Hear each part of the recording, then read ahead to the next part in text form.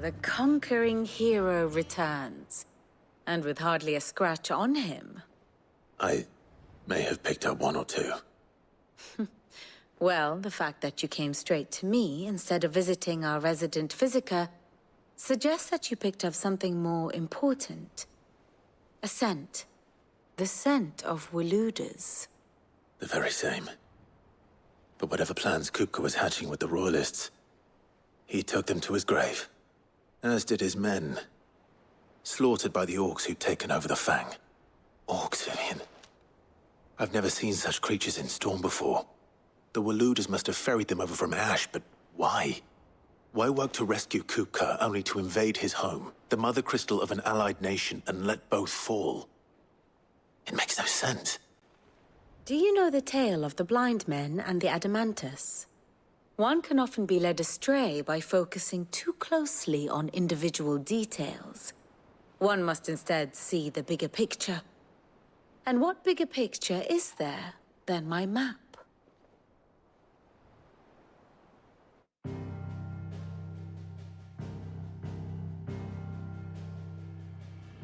The Kingdom of Walood claims dominion over all of Ash. It is a nation forged by the bloody conquest of Barnabas Tharm, the dominant of Odin. The Canvarian War of Independence in 849. The Battle of the Twin Realms in 865. The Battle of Belinus Tor in 873. Wheresoever his armies fought, Odin was found where the fighting was fiercest. But of late, the warrior king appears to have laid his sword to rest. Battle rages for control of the crystalline dominion. Yet Tharm sends not a single ship in support of his Dhalmekian allies. Meanwhile, the Blight ravages great swathes of Ash. Yet warlike Walood shows not the faintest interest in laying claim to untouched lands. So why go to the trouble of sending an army of orcs into the heart of Drake's Fang, only to make no attempt to claim the Mother Crystal for Walood? It can hardly be for lack of men. Tharm's armies rival any in the Twins. No. We have not seen the last of the Walooder standard. Odin will ride again. It is but a question of when. And on that day, who will be trampled underfoot?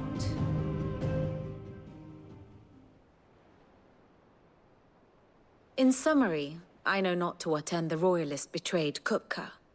I know only that it is part of some broader scheme.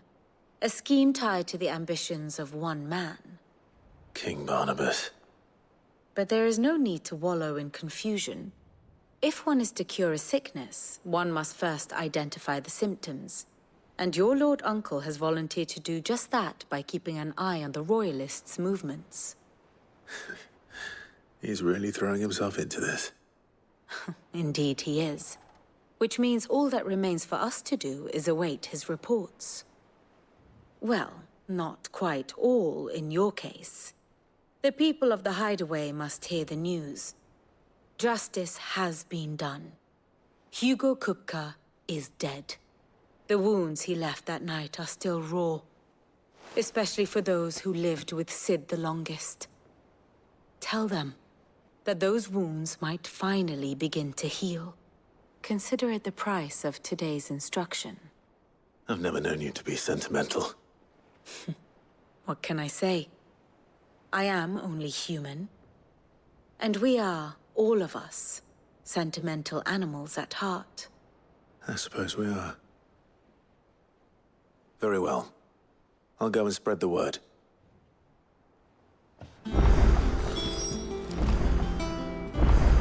Ah, my favorite pupil.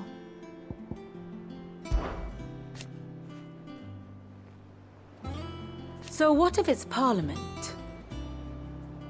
Which leaves but one man.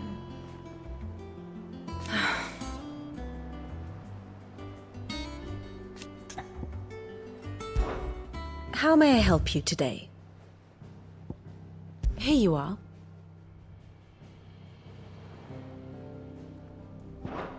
The state of the realm is ever-changing, Clive.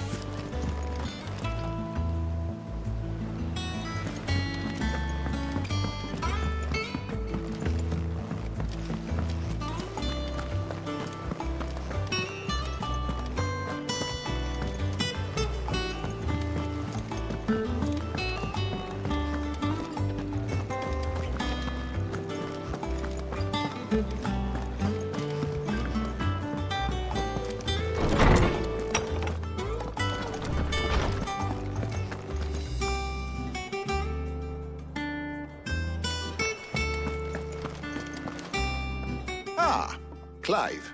Have you come seeking the gift of knowledge? No. To share mine, actually. Hugo Kupka is dead. Oh, my. Can it really be true? Look, he's crying. He is. The big baby. And with good reason, children. These are tears of joy. We must offer up a prayer to your parents that the heavens might weep with us. There shall be no lessons today, only thanksgiving and merrymaking. Go, put away your things. All right. Brilliant.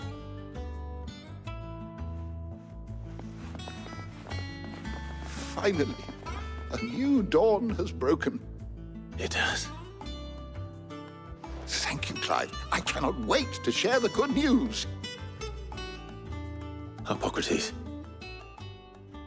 After Kupka fell, Ultima came to me. I need to know what he is. Have you learned anything? Alas, no. And not for want of trying. I have scoured nigh every historical tome in our collection and found nothing. Not even the sort of conspicuous absence that might suggest a concealment of fact. One is almost tempted to conclude that such a creature never existed. But I saw him. With my own eyes. I don't doubt that you did. Alas, it seems you are the only one who has. To others, he reveals naught. We see only that which he leaves in his wake, like some terrible force of nature beyond the ken of mortal man. A bringer of death. Whether the Ultima you met with was the being itself, or merely another projection of its power, I know not. But until I do, my investigations shall continue. Thank you. It means a lot.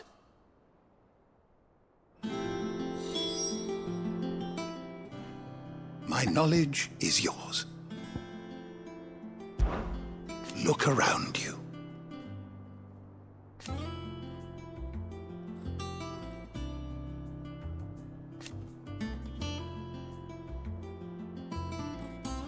Still. Why?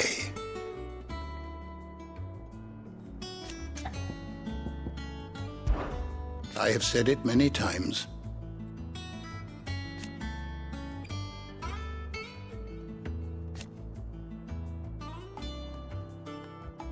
His story is ended.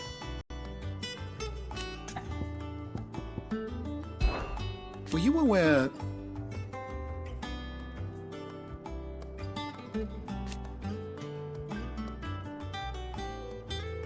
But what of the twins themselves?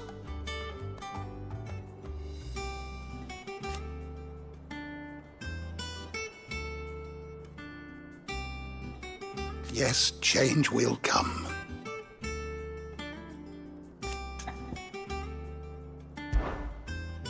I have compiled some new entries, if you would like to see them. If you have a question for me, I should be happy to answer it.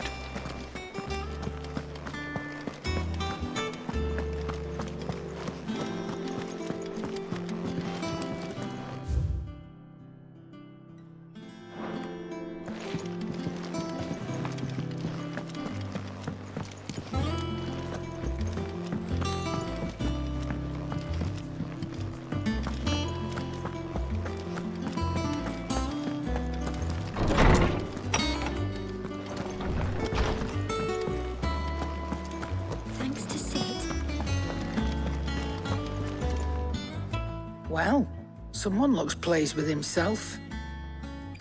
It's true what I'm hearing, then. Nothing escapes you, Lady Karen. It's true. Kupka is dead. No more looking over our shoulders, then. Good. I'm starting to get a crick in my neck. Don't let it go to your head, though. And what can I do for you? It's a relief. Thank you, Clive.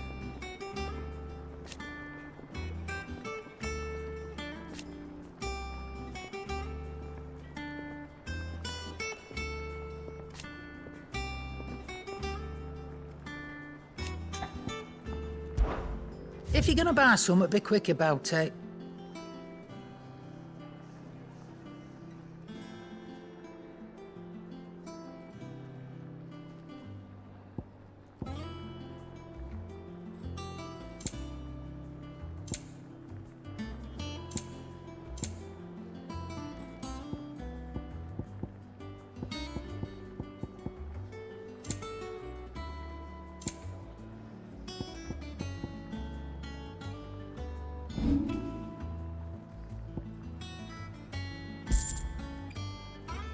Is that all?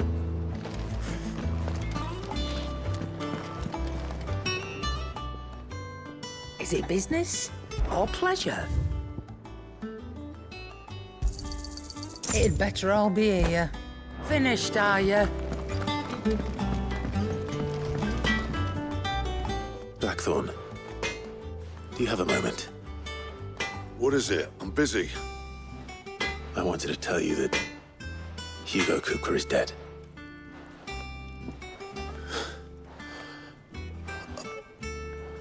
I can't tell you how long I've been waiting to hear those words. This is it then. A new beginning under a new Sid. I'll try to live up to the name.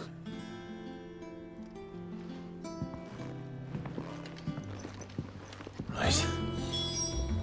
Let's see if Otto has anything else for me. Clive? Things here ain't too bad.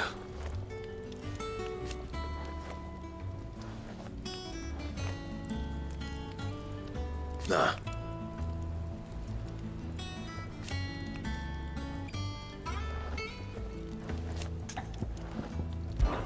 Good bloody riddance.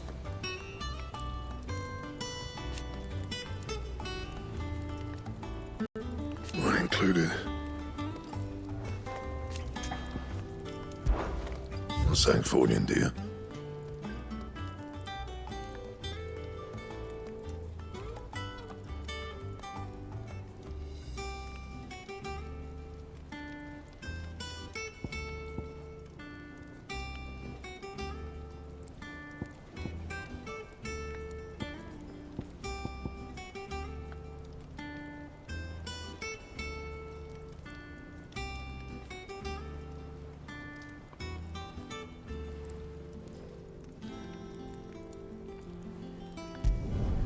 No scratches, all right?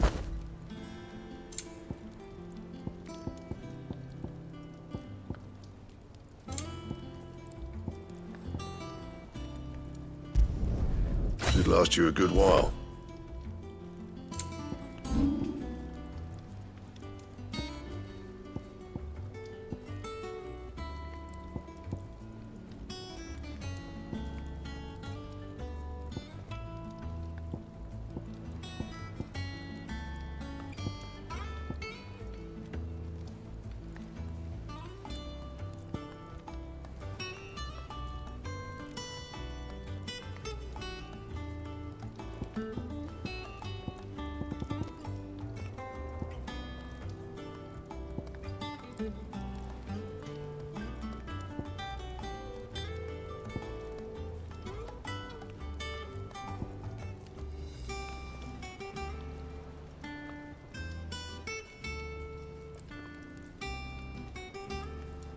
And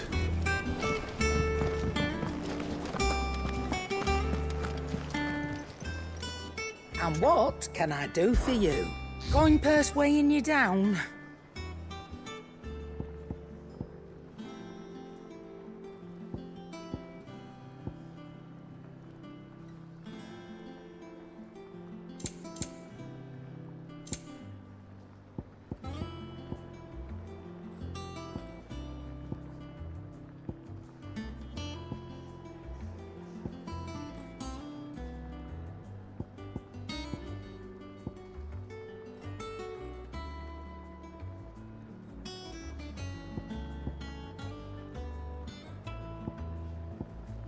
Is that all?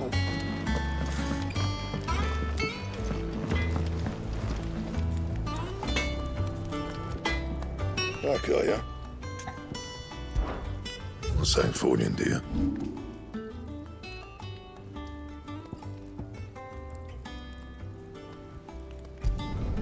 You can thank me later.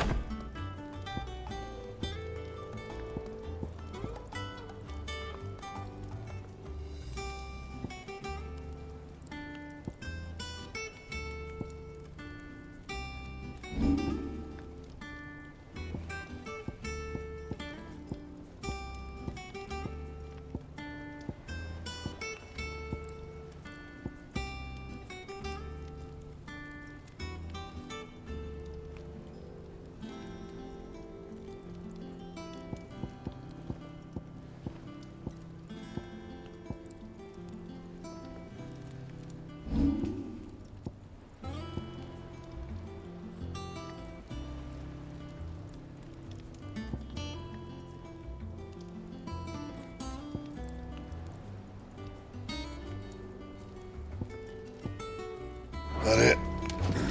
Fine. He cracked the crystals.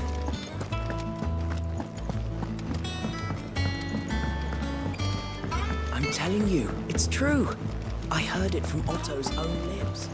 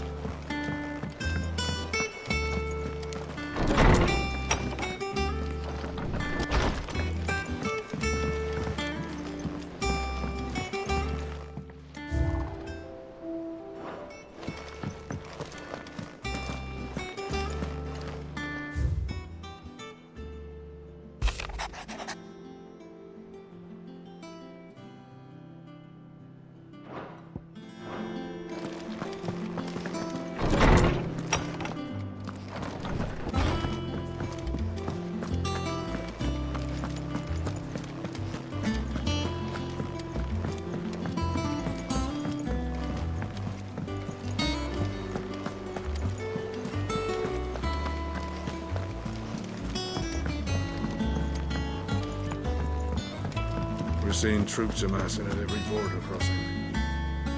You barely sat down since you came home. Vivian got you running errands or something? Just spreading the word.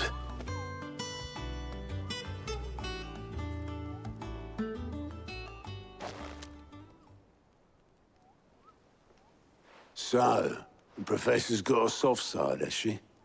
I'd never have guessed. No. She was right, though.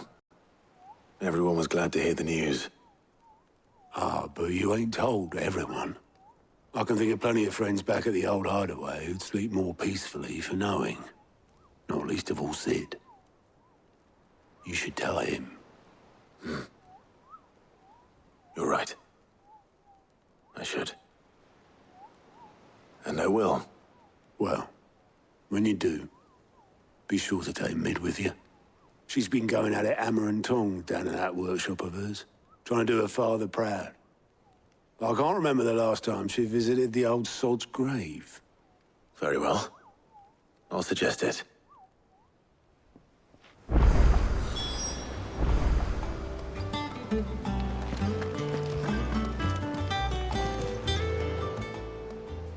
How are you doing? Oh, Same old.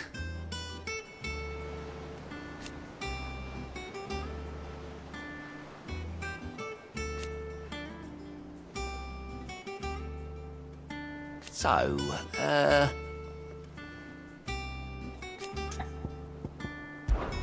it was luck, and luck alone.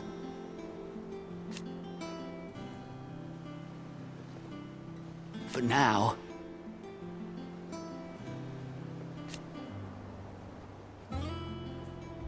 thank you, Clive. Here you go.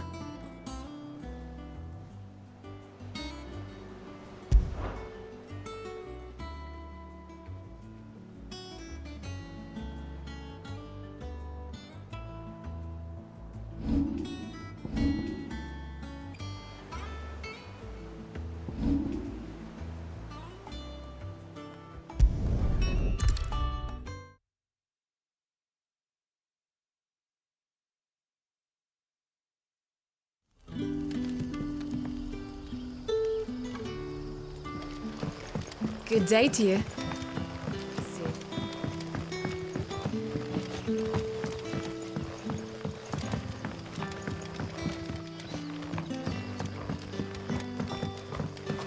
It's all but spent.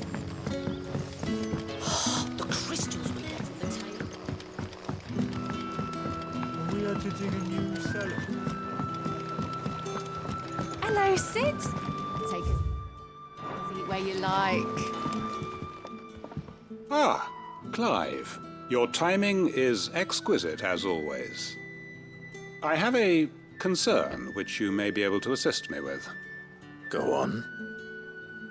There are whisperings afoot of shadowy figures having been sighted outside the village. Rustlings in the undergrowth, suspicious noises. My people fear that they are being watched. It may be no more than a surfeit of nerves, understandable in the current climate, or it may be the prelude to something altogether more dangerous. Given what I hope you'll forgive me calling your nose for trouble, I wondered if you might investigate.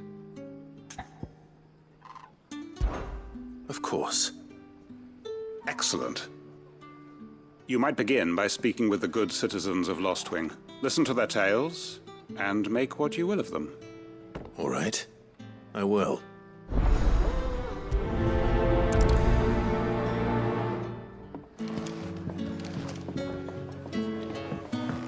Right. Let's see what the people of the village have to say. I'd better find out if this is just nerves, or something we need to take more seriously.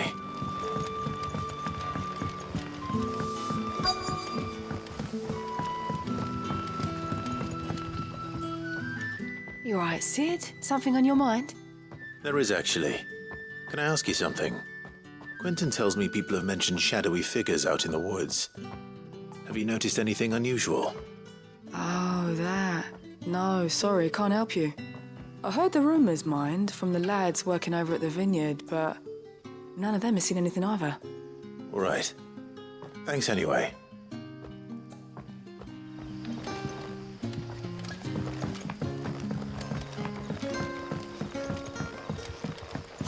The crystals we get from the tail are all but worthless.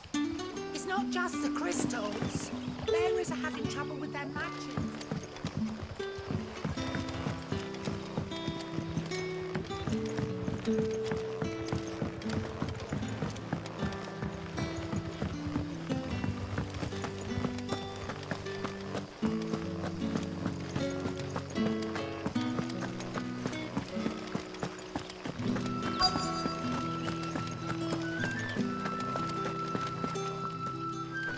Do you have a moment? There's talk of suspicious figures in the woods. Have you seen anything out of the ordinary? No, but I've heard something. Sound of scraping metal, like someone sharpening a sword.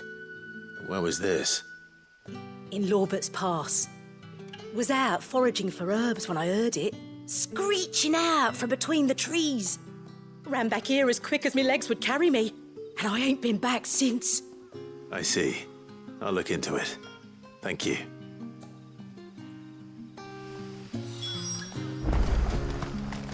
Seems Lorbert's Pass is our best bet then. What do you say, Torgal? Shall we go and investigate?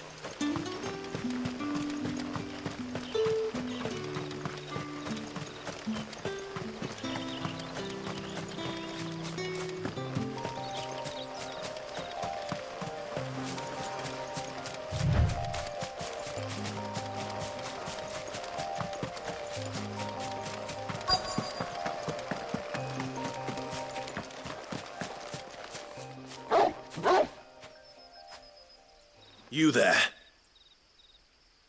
Fuck! He's seen us. Get them before they escape! Black Shields. Here. What the hell are you doing here? What is it to you? Not that we give a damn. All that matters to us is that you don't leave here alive.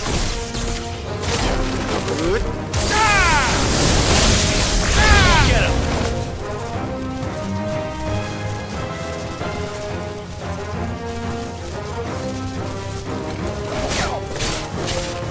Go for it! Sick!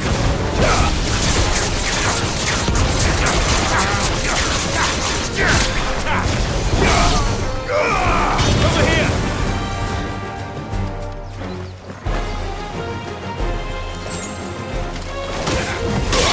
Go for it!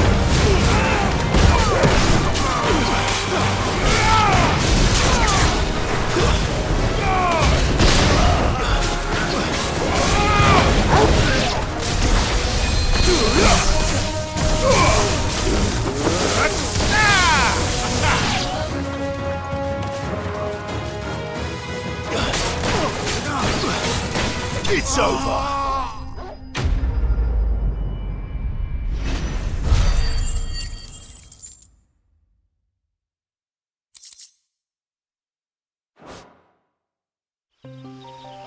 Why were they here? Were they planning an attack on Lostwing? I need to warn Quentin.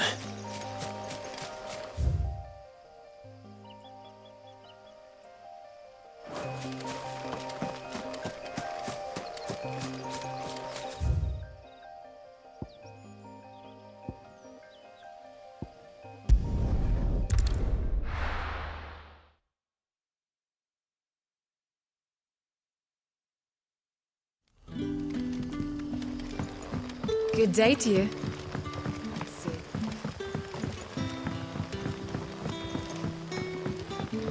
The crystals we get from it.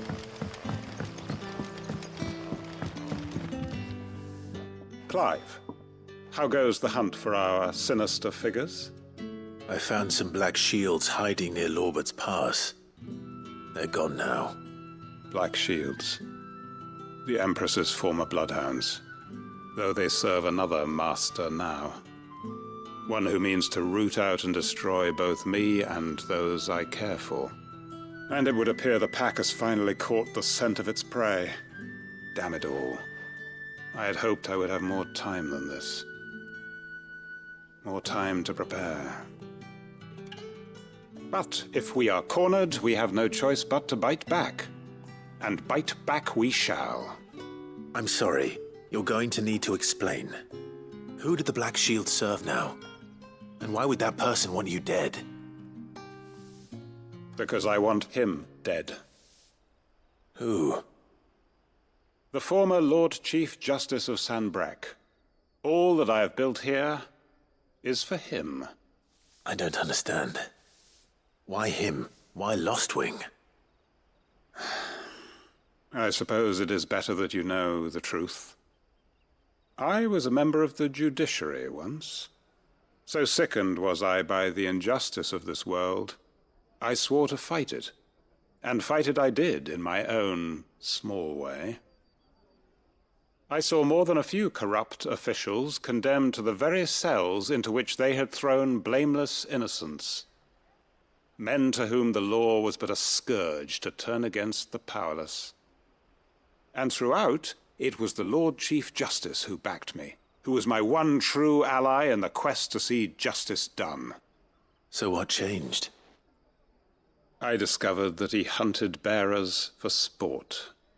I was a fool to think he shared my hatred of venality and vice. His support for me was no more than a facade, a means of ridding himself of his rivals, a mask to hide the rot beneath. I filed suit against him immediately. His response, however, was rather more visceral. He had my entire family slaughtered, and he faced no punishment whatsoever. I lost everything. My loved ones, my livelihood, my position, the faith I had once held that any modicum of justice might be achieved through the courts. So I set about enacting my own. I tracked down every soul who served him, and slit their throats myself. But the man himself proved an altogether more difficult target. With money and power come protection, and so I saw that I would need an army of my own. I came here to Lostwing and began recruiting like-minded individuals. And everyone here knows this is why you do what you do. Of course. They too have lost loved ones to the bearer hunts, seen faultless friends sent to the gallows to spare the guilty, all under the watchful eye of the Lord Chief Justice. Our wounds are the same. And our cause is the same. We are comrades, and our revenge is already in motion. We know where he hides, how numerous and well-trained his guard. What we did not know until now, however, was that his plans may already be in motion too. Quentin. Our time is short. He may move against us at any moment, unless we move against him first. My friends and comrades, it begins. Make ready for war.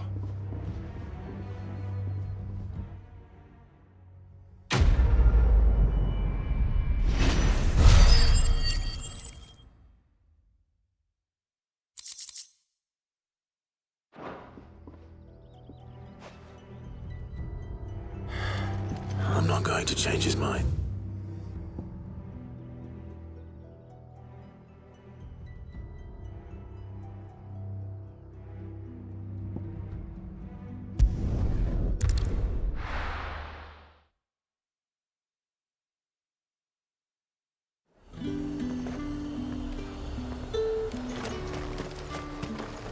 And what can I do for you?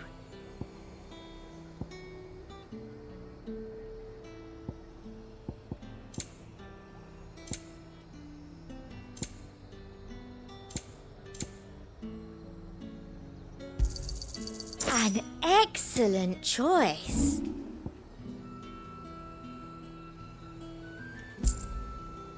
Come back again.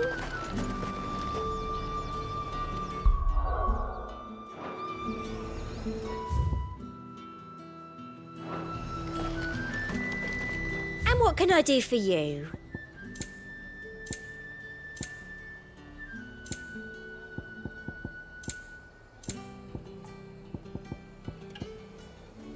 I'll be here if you need me.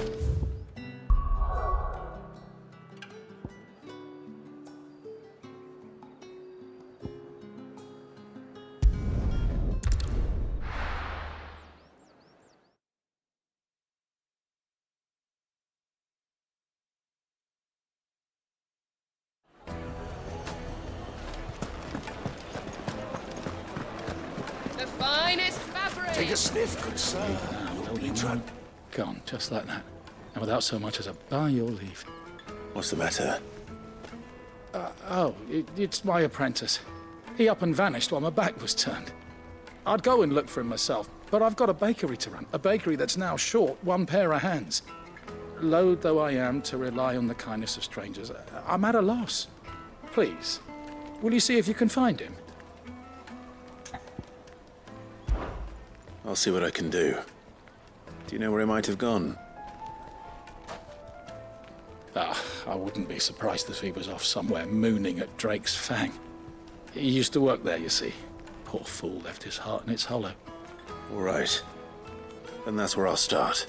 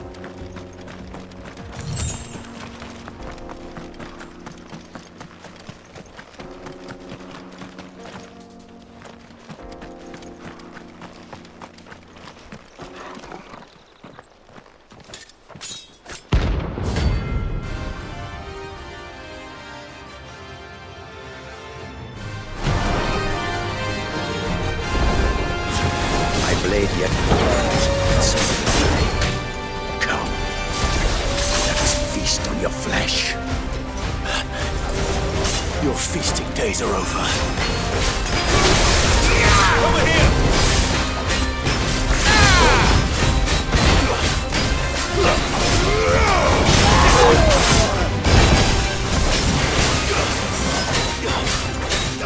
Over here!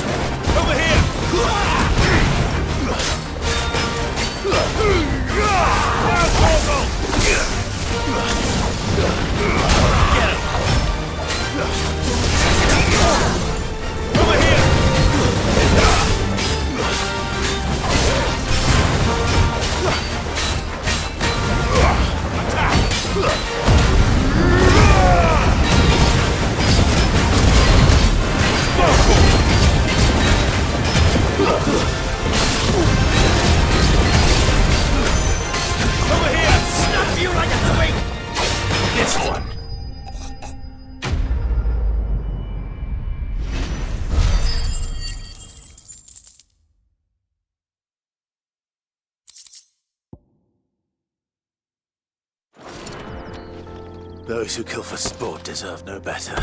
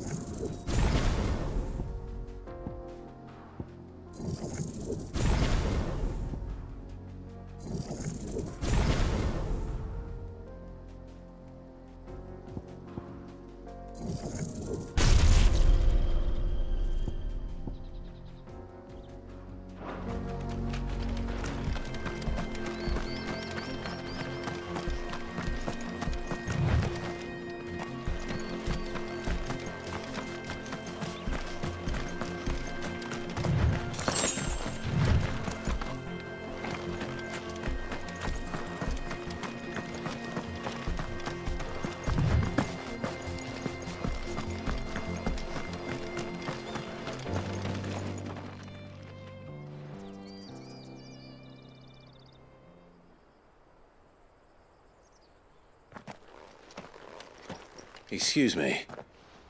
What do you want? The baker sent me to find you.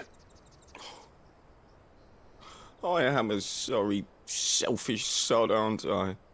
Certainly not a baker. Master must have ruled the day he took me in. Time was the sight of the Fang used to calm my nerves. But now look at her.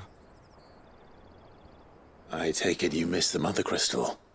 I hated her, but she was all I knew. Worked her mines for years.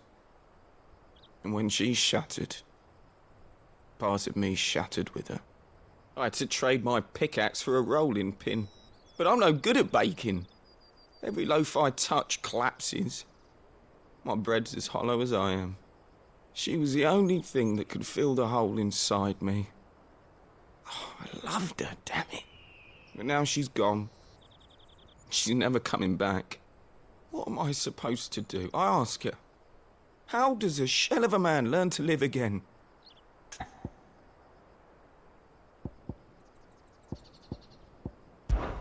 Try to remember the good times. Do that, and the Mother Crystal will be with you no matter where you are. Even in the bakery. What a fool I've been. Thank you, my friend, thank you. You've opened my eyes. I have to get back there right away. Farewell! Wait.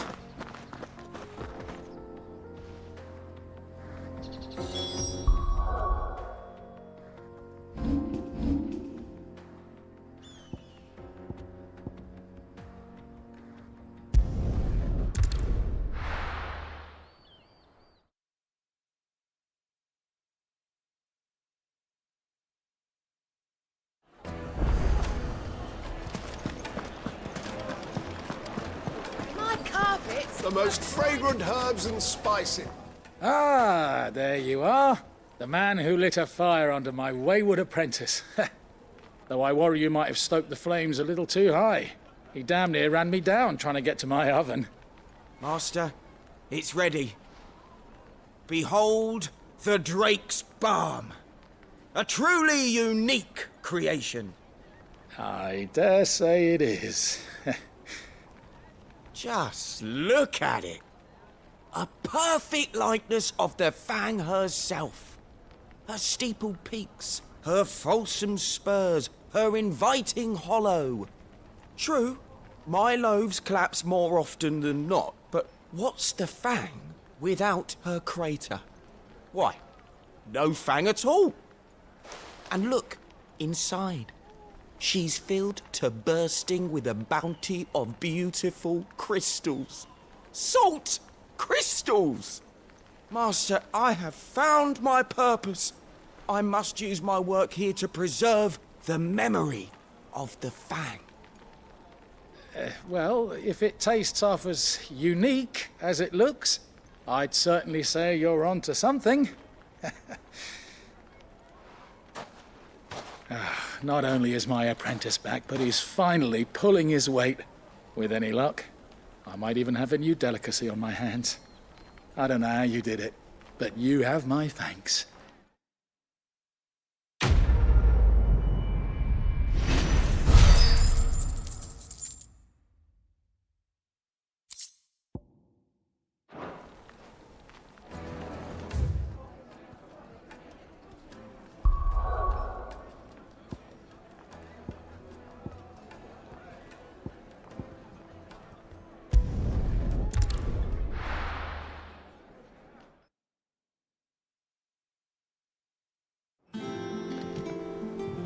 I'm telling you, it's true.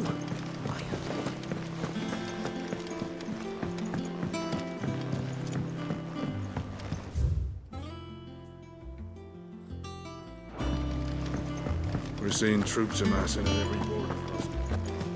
No surprises there. Welcome to the Patron's Whisper. Business is busy.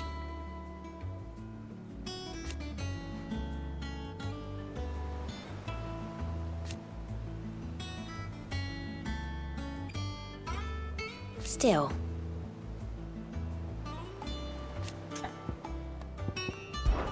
Kuka.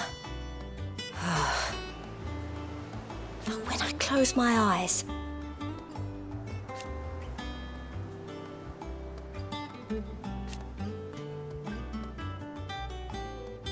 Only I don't know how. I wish you were here. Your benefactors are a generous lot. All yours.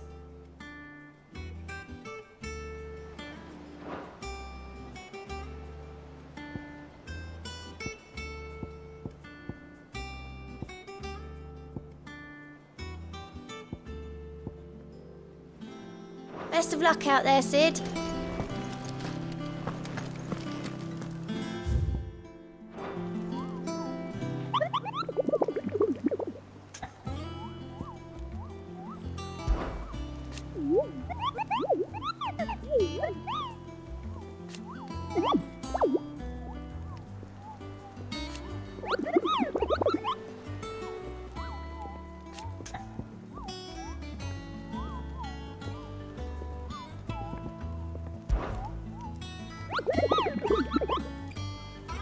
trust you wrapped up warm.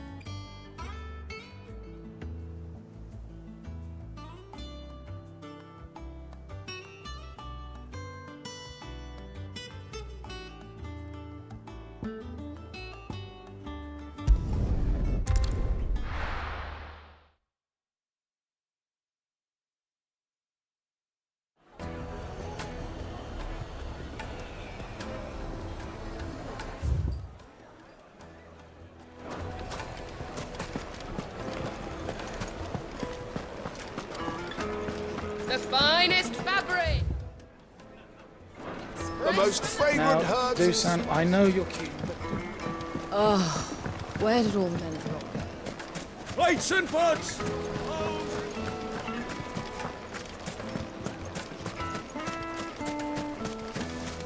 No, I'm telling you, it's gone.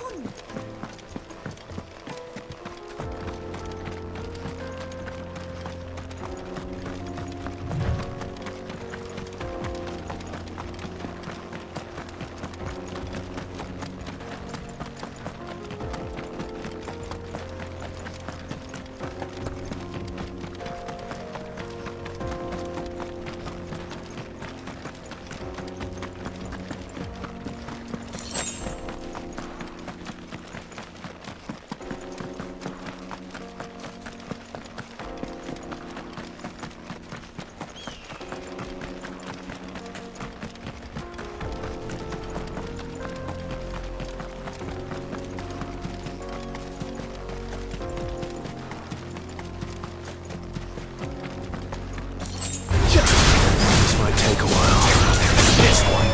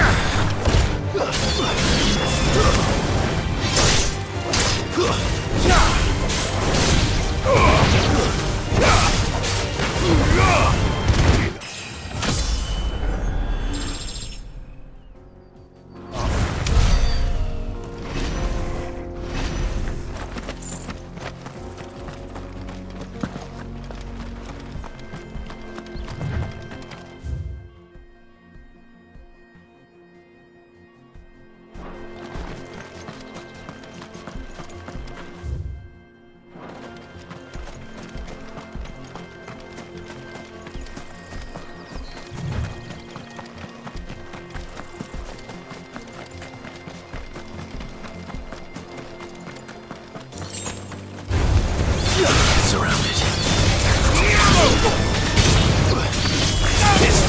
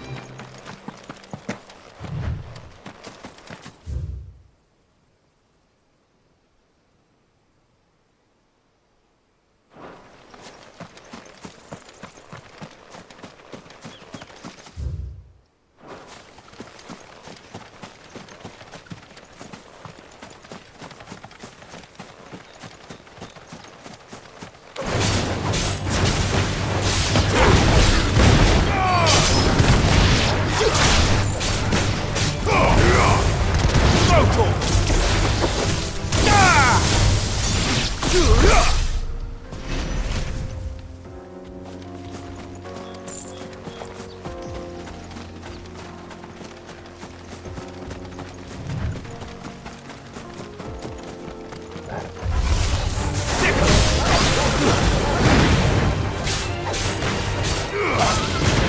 one.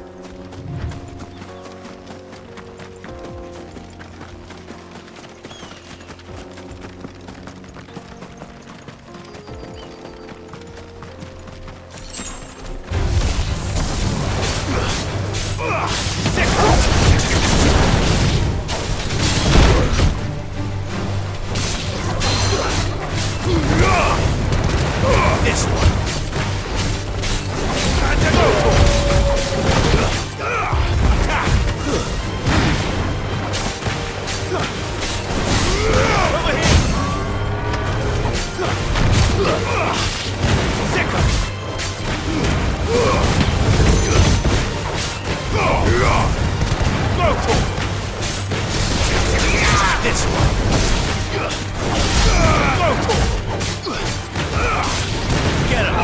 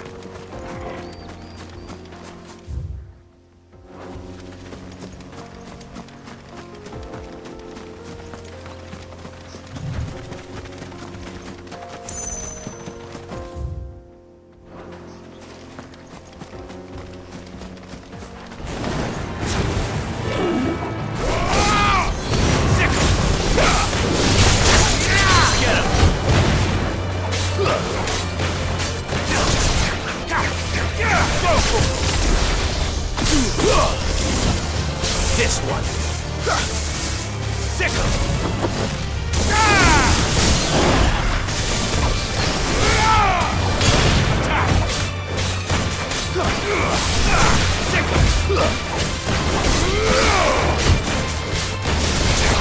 This one.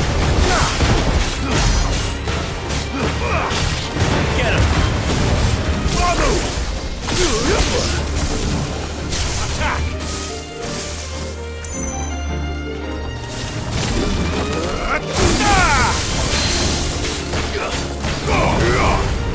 Over here.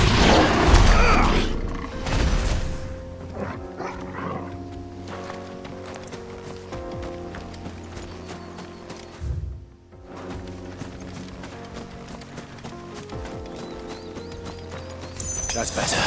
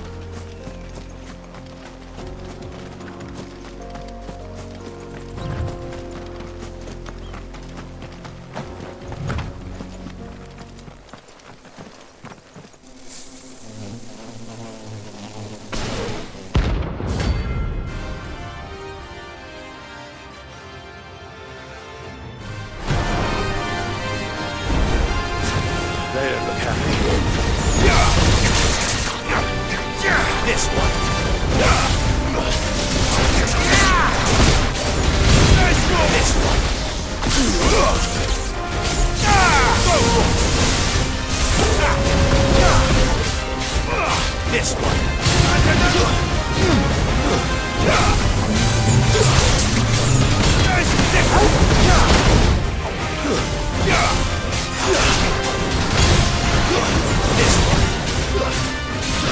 Go for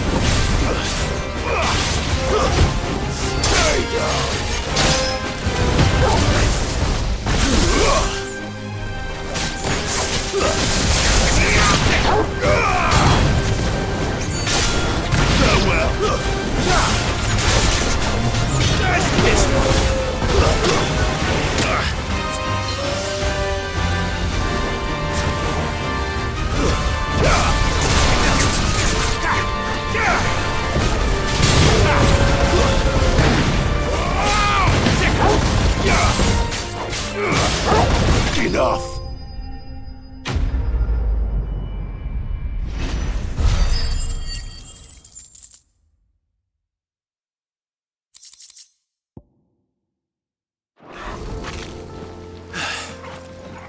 Peace at last.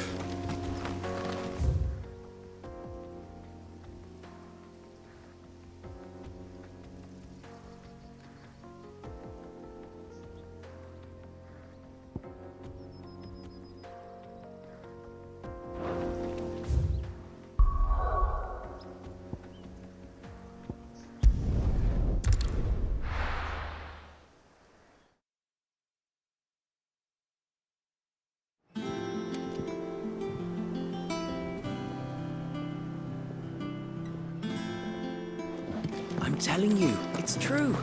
I heard it.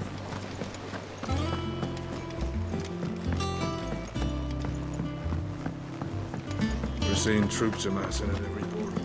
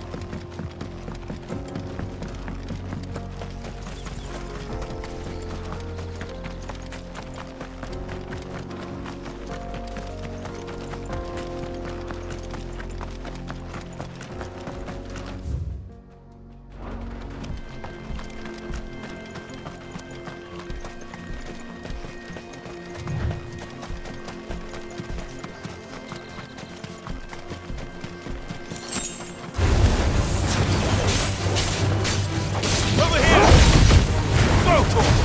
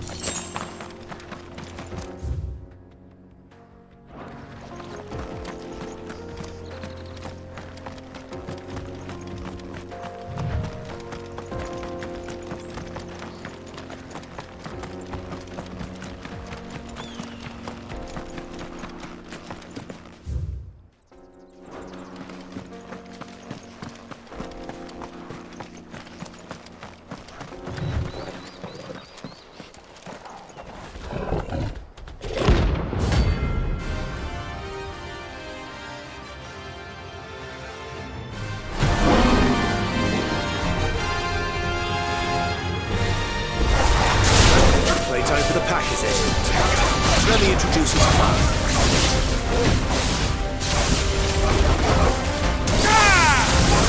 Give me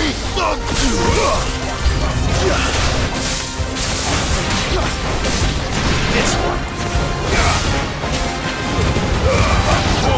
Kill.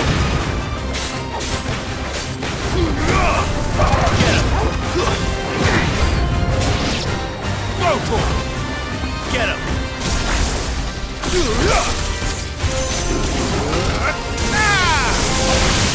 This one! Get him! Over here!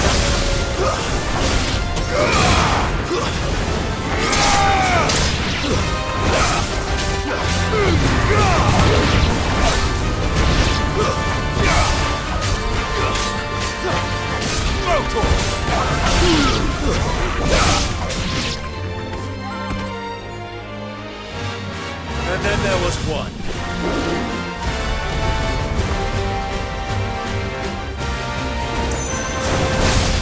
Get him!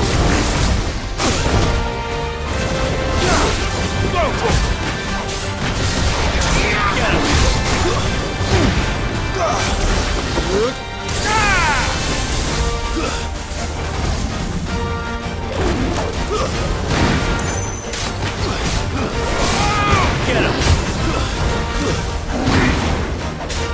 Get him! Nice try.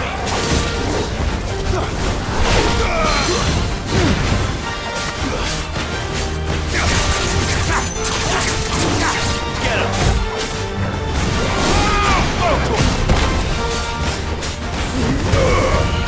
Get him! Kill!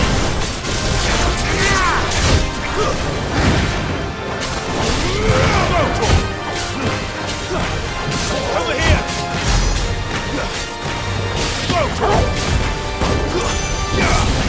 There's more!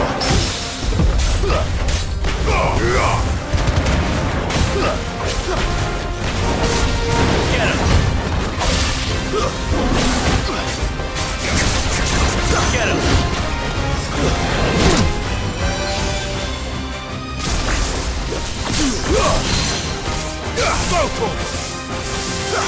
Over here!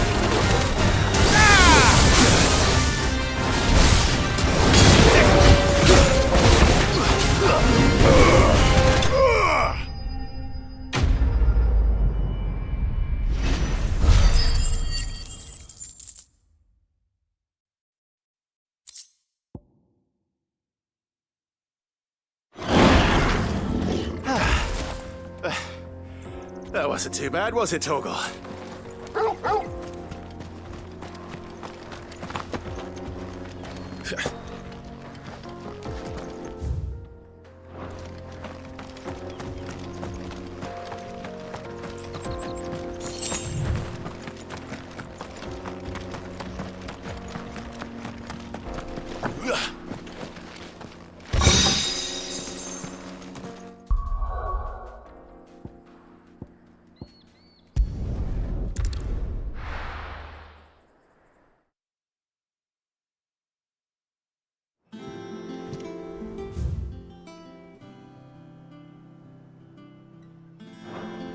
I'm telling you, it's true.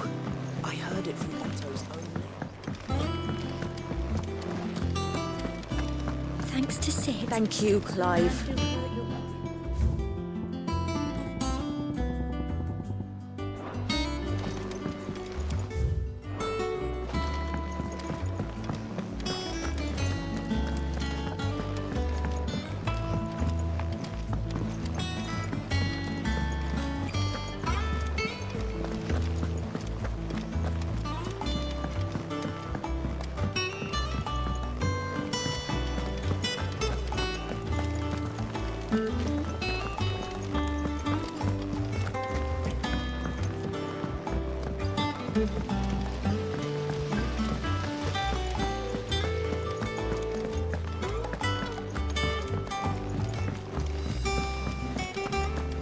I think Mid might need some help.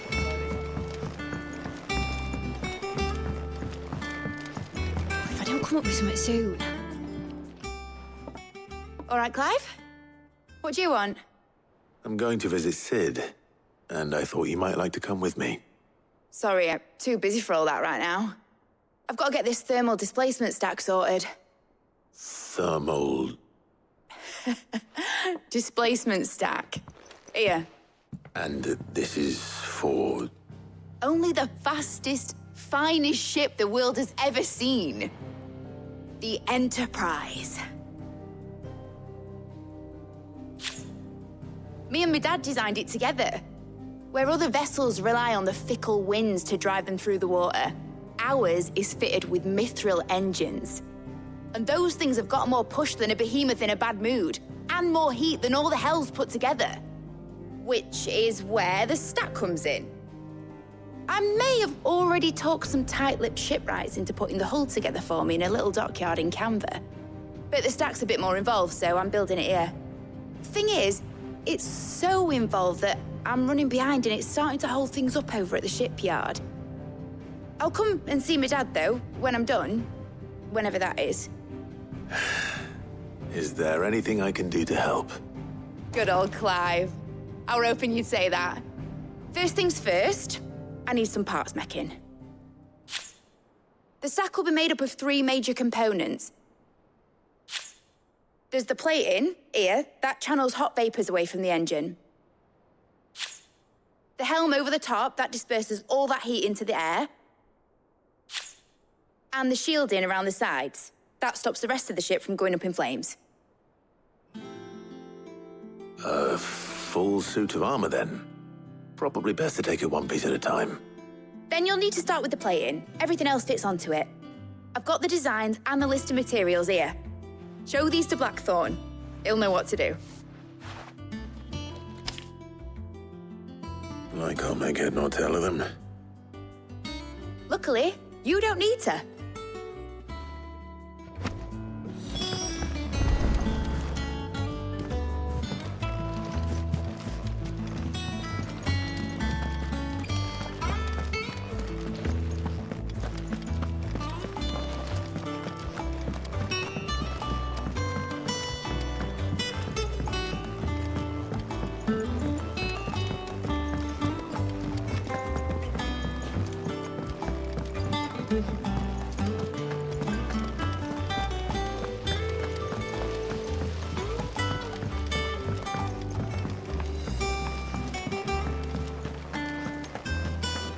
We're seeing troops amassing at every border.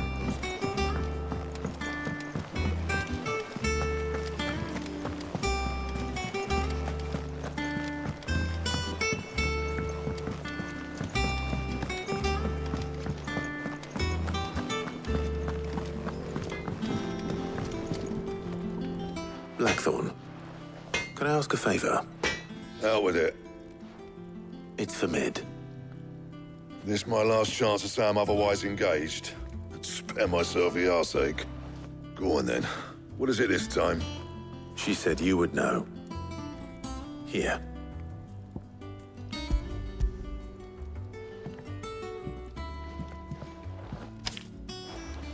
Krieger's Tates. Well, I don't know what the hell you'd want this for, but I can make it. Won't be easy, though. And I'll need help. Get Gavin in here, will ya? All right.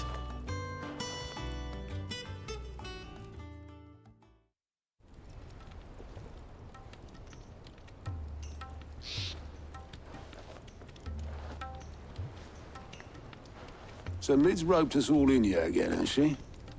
Typical. Still, if that's what it takes to get her to visit Sid's grave, I'll do what I can. And, what is it we need to do, exactly? Take a look at this. It's this plating.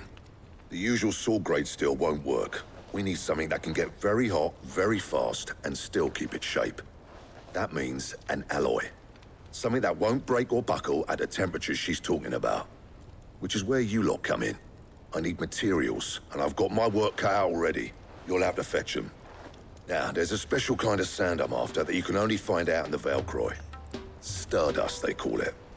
As for the rest of the stuff, my usual supply should have it in stock.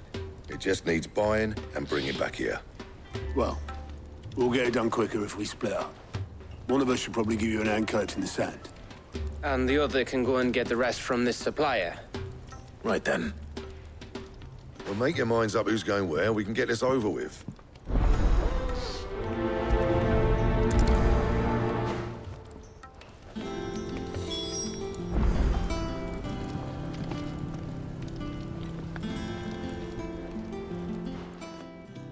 You going after the Stardust then, are you? Which one of these two lucky souls is going with you?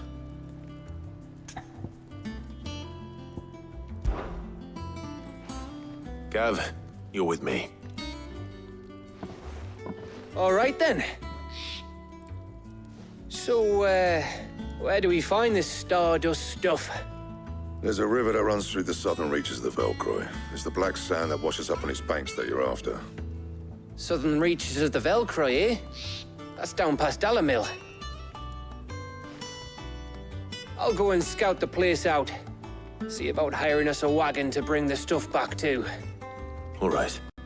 I'll meet you by the river. While you're off having a paddle, I'll pick up the rest of the stuff from Blackthorn's supplier. Take care. You two, eh? Don't go letting them fleece ya. Fleece me? I like to see him try. In your own time.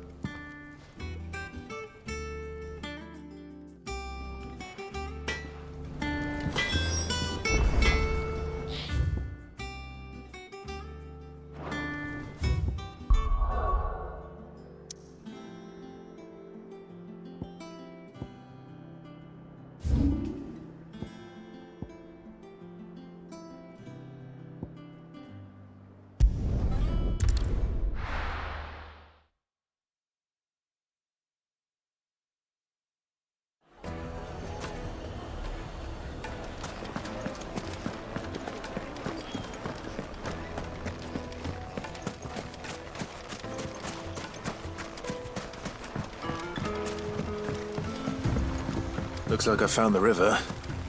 Now where's Gav?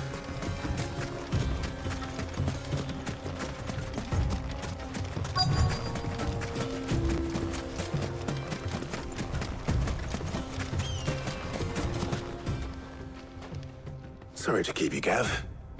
Better late than never. I've had a quick scout about, and I reckon round here's our best bet if we want to grab as much of this Stardust stuff as we can. Don't know what Blackthorn's planning to do with it, though. I asked over in Dalamil, and they seem to think it was worthless. But if Stardust is what Blackthorn wants, Stardust is what he'll get. There's plenty of the stuff lying about, just begging to be bagged. Then let's get bagging, shall we? We shall. Race ya.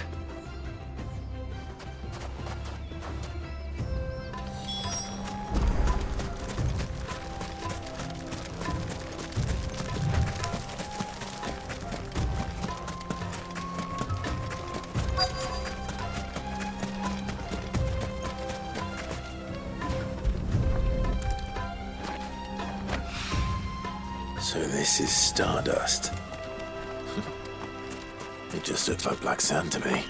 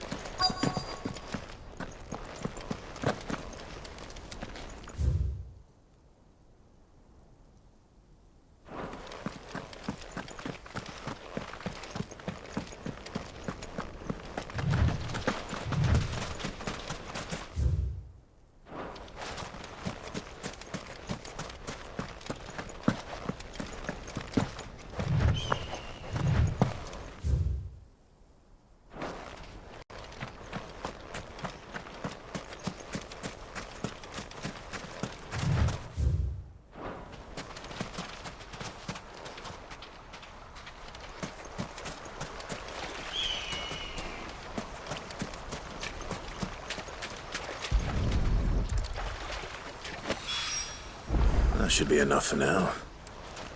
Let's see how Gav's getting on.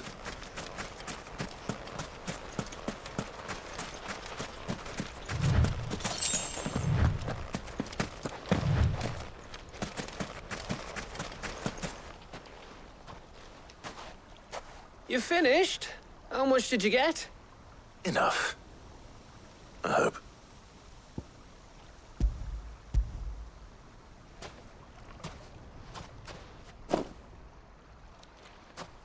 Oh, you win.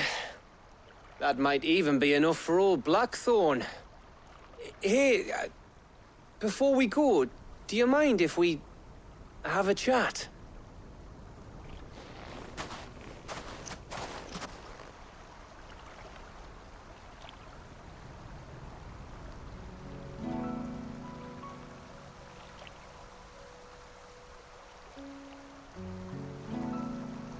Feels like ages since we had the chance to talk. You know, man to man like. It does, doesn't it?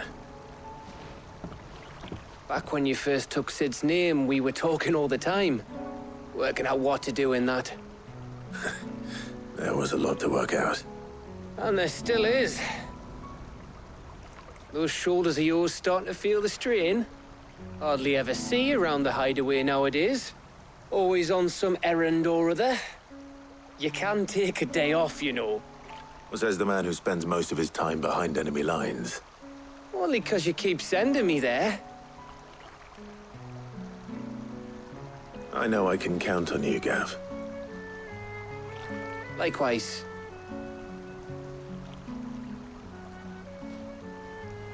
So you keep sending me wherever you need to, and I'll keep going.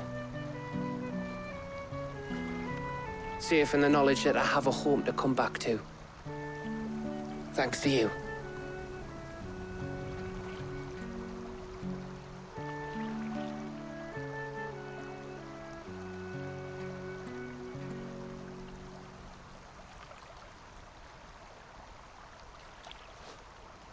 Right. That's enough soppy shite for one day. We'd better get this lot back to Blackthorn before he slings his hammer at someone. You go on ahead. And try to get some rest once you're there. Oh, I plan to. Believe you me.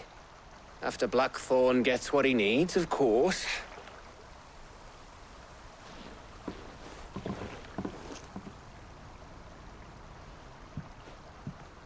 Right. Ready to go home, boy?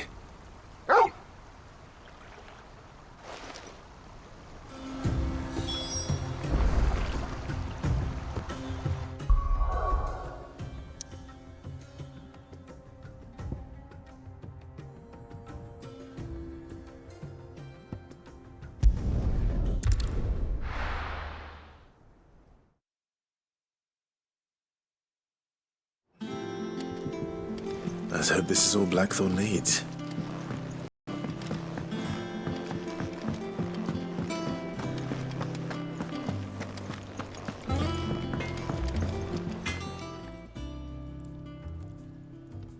Blackthorn, got everything you need? Yeah. Yeah, I do. Cheers for the stardust. Should be enough to be getting on with. We should go out on maneuvers together more often. You know, it beats sneaking around on your Todd all the time. I'll make a start on putting this thermal plating together then. It will take some time, mind. So if you've got other things to be getting on with, I could do without you breathing down my neck. Thank you, Blackthorn. I'll let Mid know construction's underway.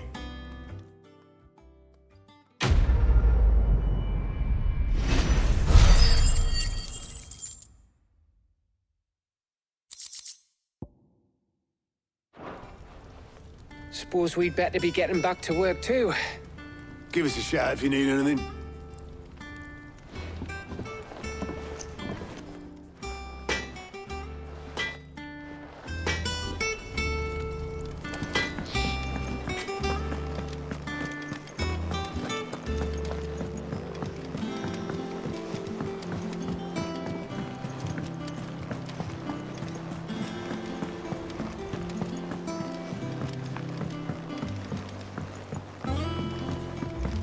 We're seeing troops amassing at every border.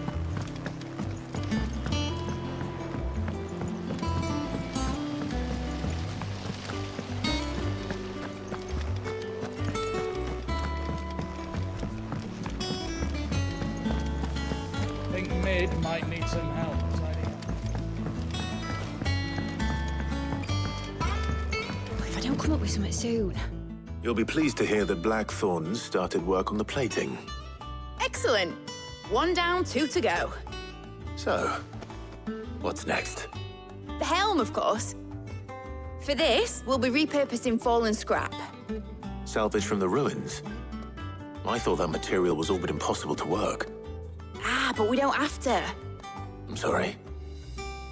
Just so happens there's one particular ruin that's broken into exactly the right shape and size pieces for what we need. What's the name back there? I'll give you all the details. What's her name? Right.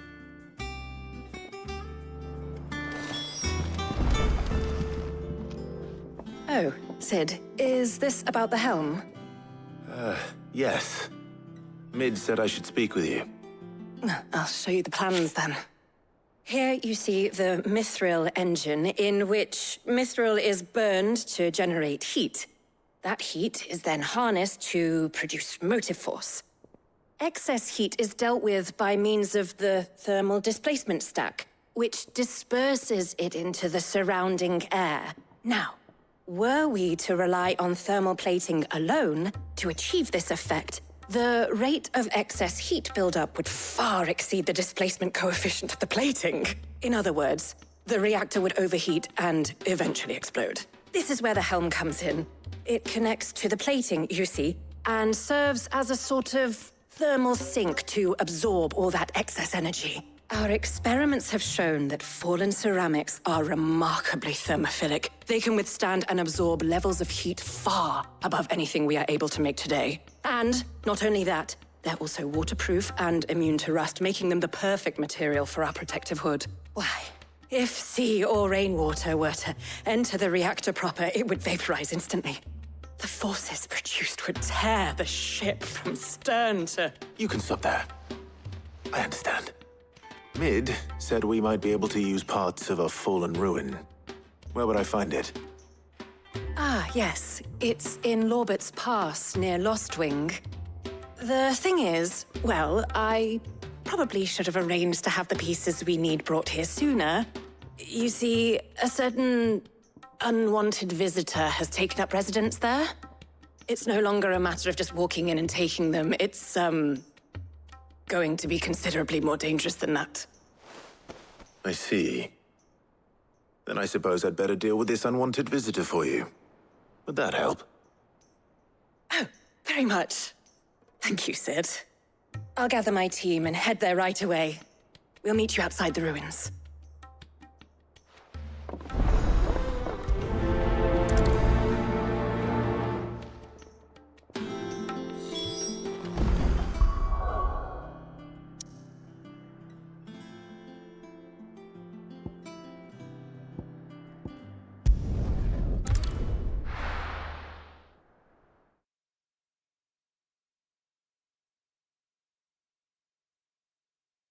I'll be taking you all to a storehouse in the Bales. Leave anything you don't need behind.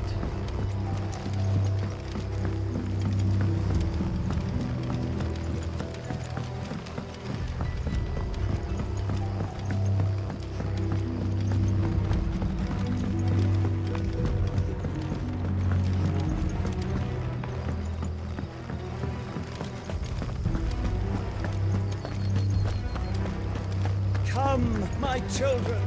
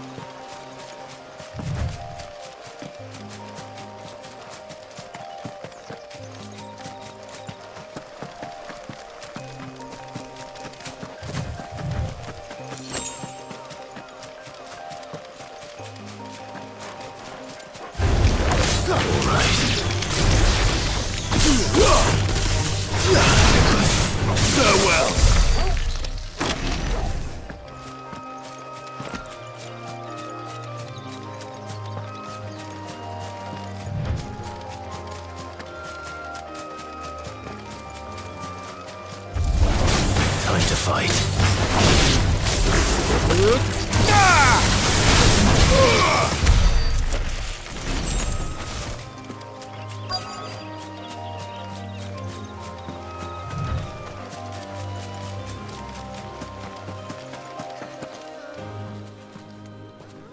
Oh, there you are, Sid. Thanks so much for coming. The, ruins are just over there, as is the creature I told you about, I'd imagine. Would you mind? Of course. I'll be right back.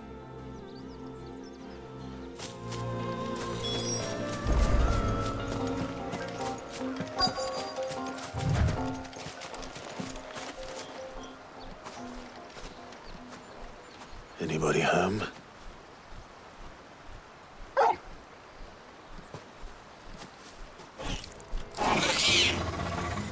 This must be our unwanted visitor.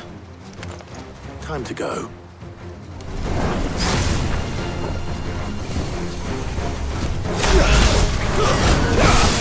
This.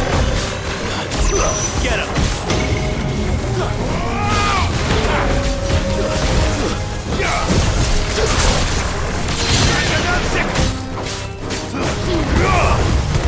This one.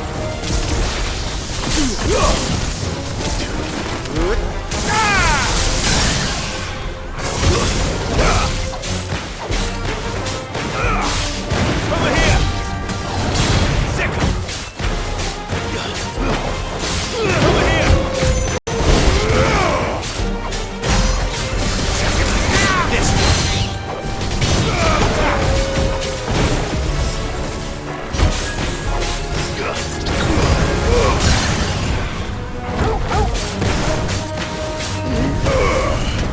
well.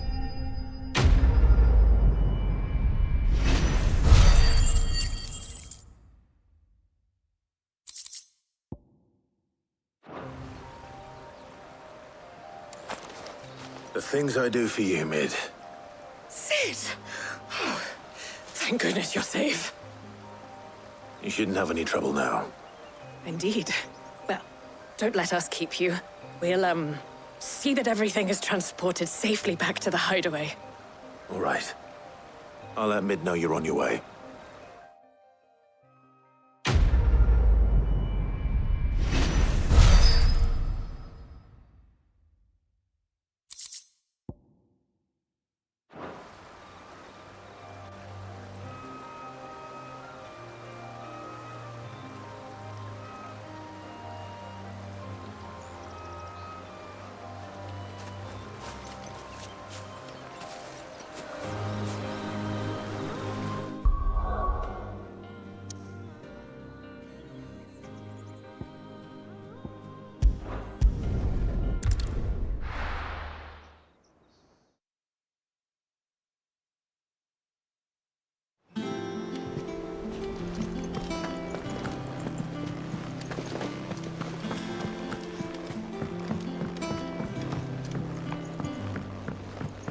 We're seeing troops amassing at every port. No surprises there. Welcome to the Patron's Whisper. Your benefactors are a generous lot. All yours. All done?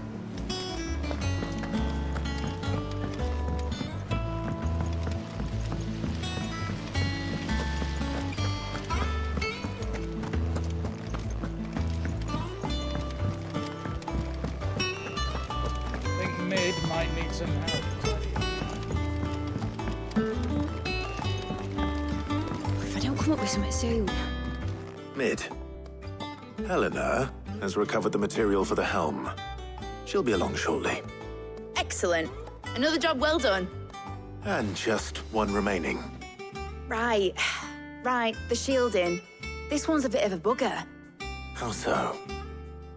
The plating's enough to stop the engines going pop, but those things will still be spitting out enough fire to set the rest of the ship ablaze. Which is why you need proper shielding. A prism for the dragon's breath that's blazing away inside. I thought a triple thick layer of tempered steel might do it. Or more of the stuff that the Fallen use, but they'd both be too heavy. The helm and the plating are bulky enough as it is. Add any more weight and the whole ship would be at the bottom of the briny before we'd even started. I need something light. But I've racked my brains and I just can't think what would do it. Well, if I were in need of obscure knowledge, I know whose counsel I would seek. Harpocrates. Tomes? Yeah, well, I'd thought of that, obviously. I've got all the details written down here. Can you take this to him, see what he makes of it? Right away.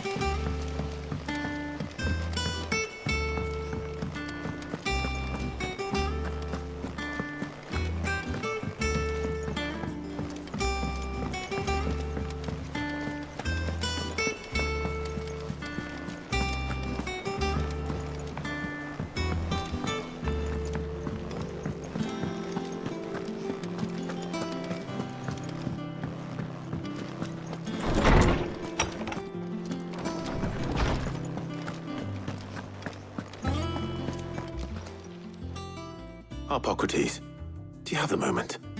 For you, Clive, always. Well, actually, it's for Mid this time. Could you take a look at this?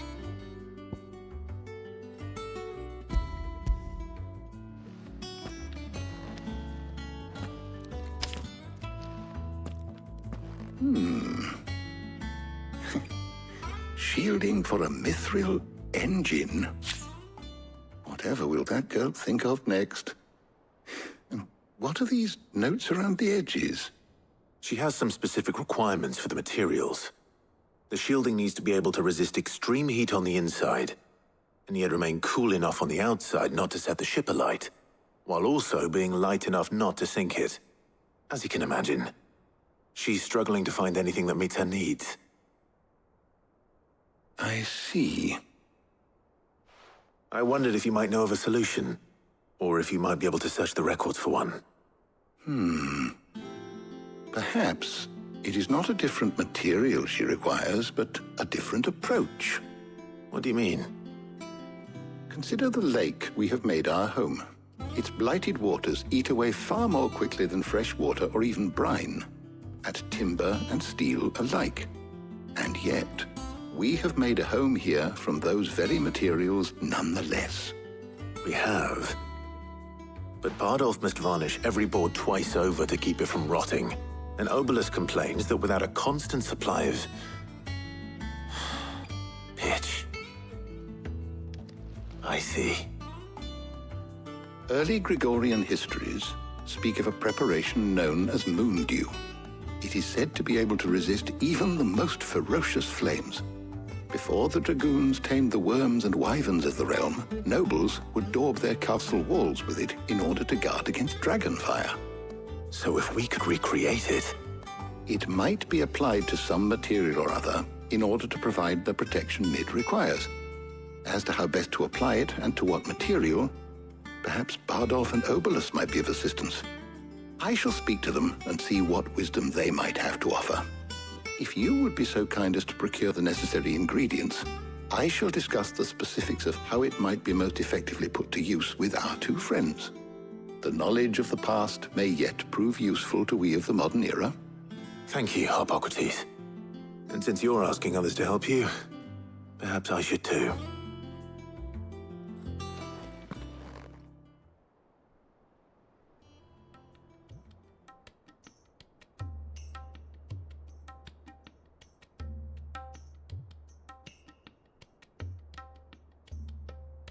So you need a hand, do you? We do. I'll be heading to market for the ingredients we need. I could do with some help. And some company, too. The other can assist me in researching how best to prepare the shielding itself. Can we count on your aid? Always. Well, if Jill's game. Thank you. I am sure either of these fine young minds would prove indispensable in my research. I leave the decision as to who will go with whom in your capable hands, Clive.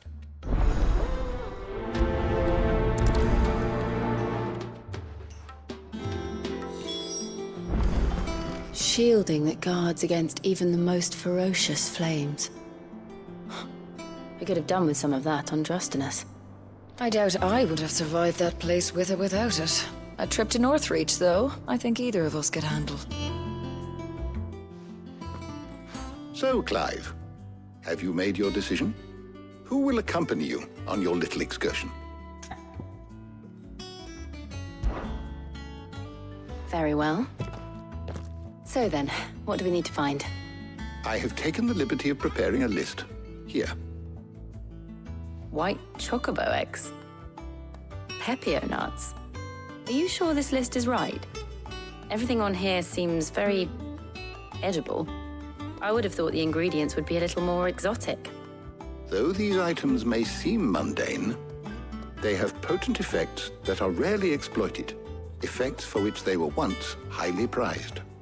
So much so, in fact, that they were harvested almost to extinction, hence moon dews having fallen from favor.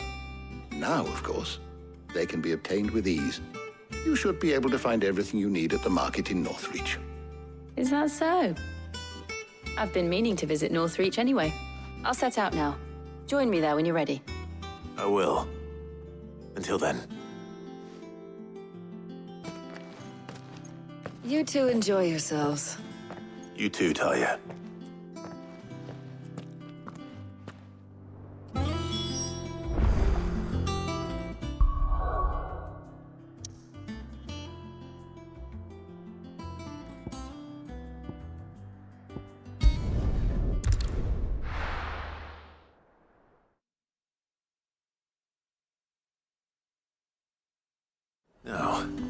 Where's Jill?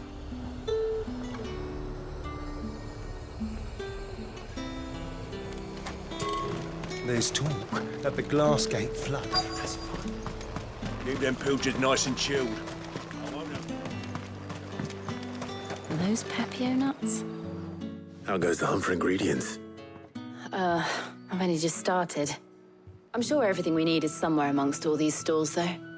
Why don't we split up and see? We'll take a couple of ingredients each. All right. What am I looking for? How about you look for the Pepio nuts and some garlic?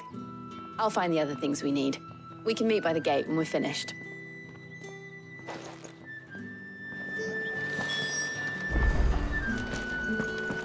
Up! You'll not find a bruise. Fresh cuts. Come and get them before they're gone. Any friend of the innkeeper is a friend of mine. Ah, yes. Good day.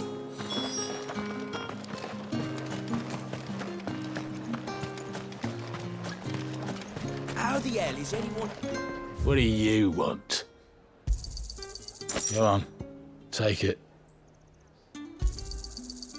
If that's what you want. And...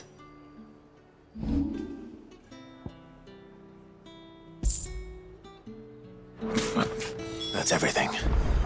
Let's see how Jill's getting on.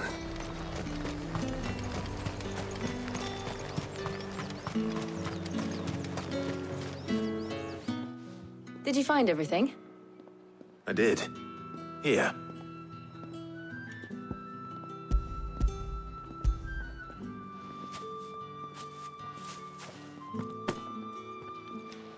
Garlic and Pepio nuts. Perfect. Now all that remains is for Harpocrates to somehow turn all this into what Mid needs to keep her engine cool.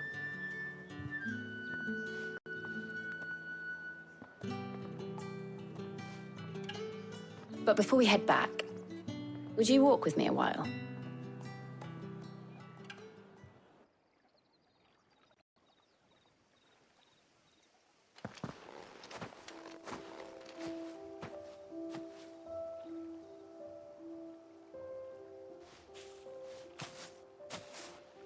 Thank you for asking me to help you today.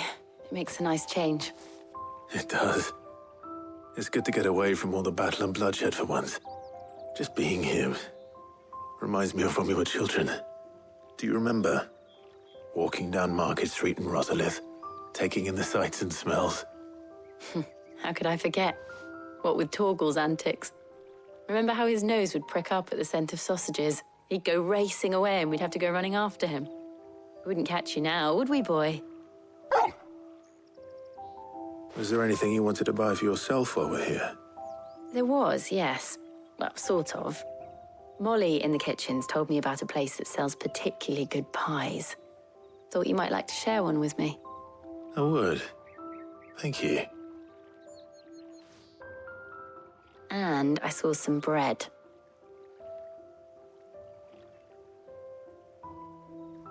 Big white cobs like the baker back in Rosalith used to make.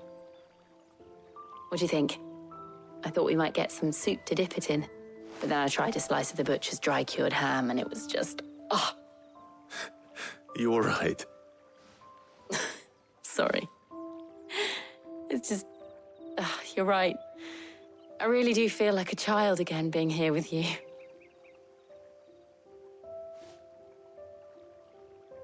Clive. Is it wrong of me to enjoy this? No, Jill. This is how life should be.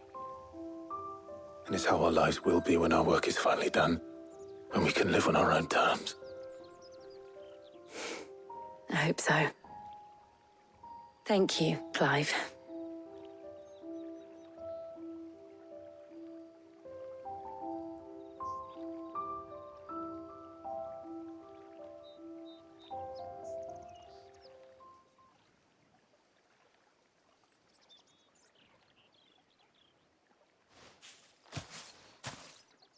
Well, I suppose we better be getting back. I need to give these ingredients to Harpocrates and Talia.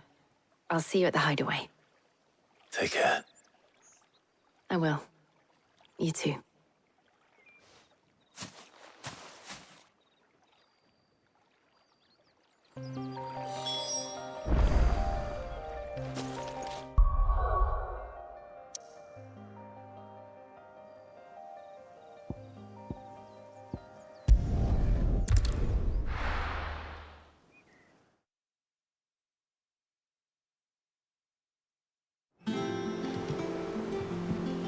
Wonder how Hippocrates is getting on with the moon dew.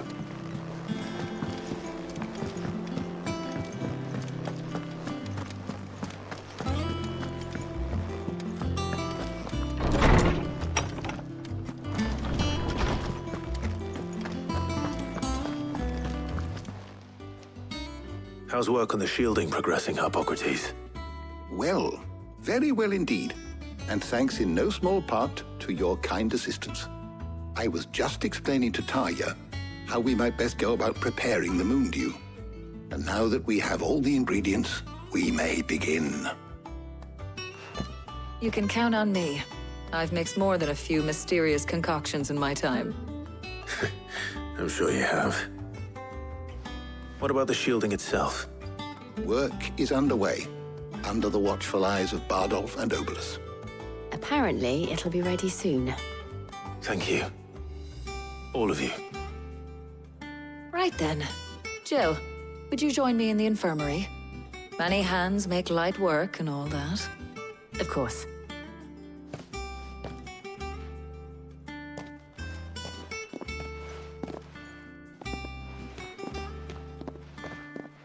Oh, and Clive, thank you. It was nice just being with you.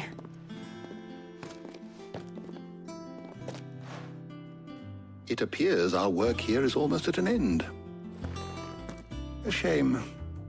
I was enjoying playing the man of action for once. When both the shielding and the moon dew are ready, it will merely be a matter of applying the one to the other. Followed by a rigorous process of testing and retesting, of course. Perhaps someone ought to warn young Mid of that.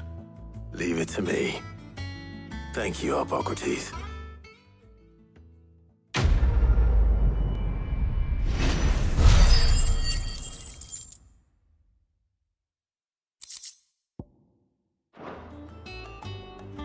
Well, I'd better go and give Mid the good news then.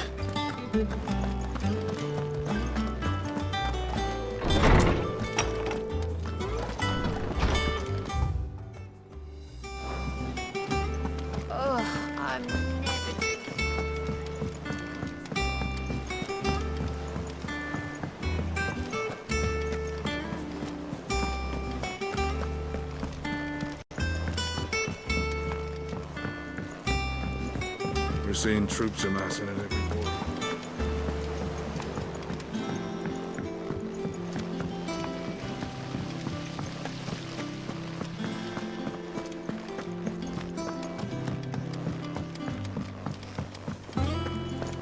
Think Mid might need some help tidying up.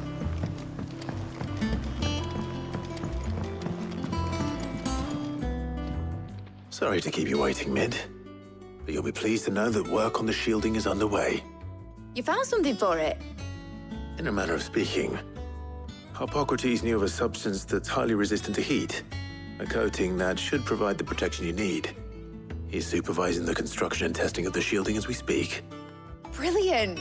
I knew you wouldn't let me down. Don't thank me. I'm just the errand boy. Right then, better start working out how to bolt all these bits together. To the Black Hammer!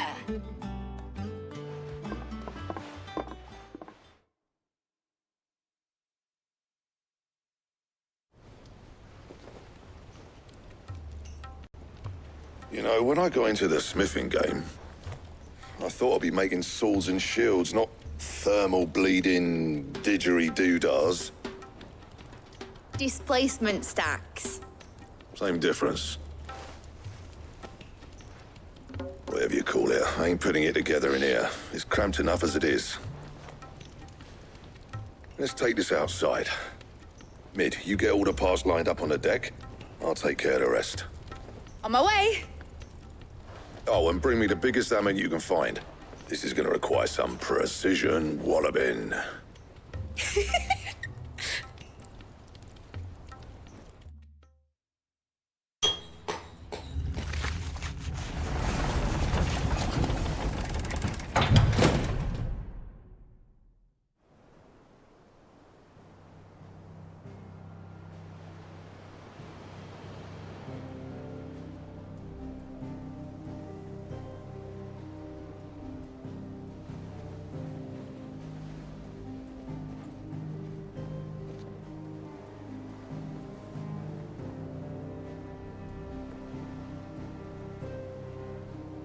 It's finished! It's finally finished!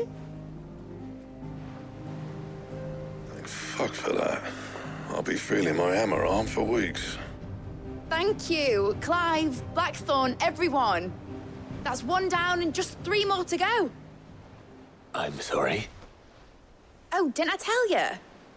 The Enterprise has 4 mithril engines, and we'll be needing a displacement stack for each. You don't mean... Don't worry. Now they've got a finished one to work off, my gang in Canva can build the rest. Good luck to them, I say. Right, I'm off to get a sling for this elbow. Any other work comes in, keep it to yourselves, eh?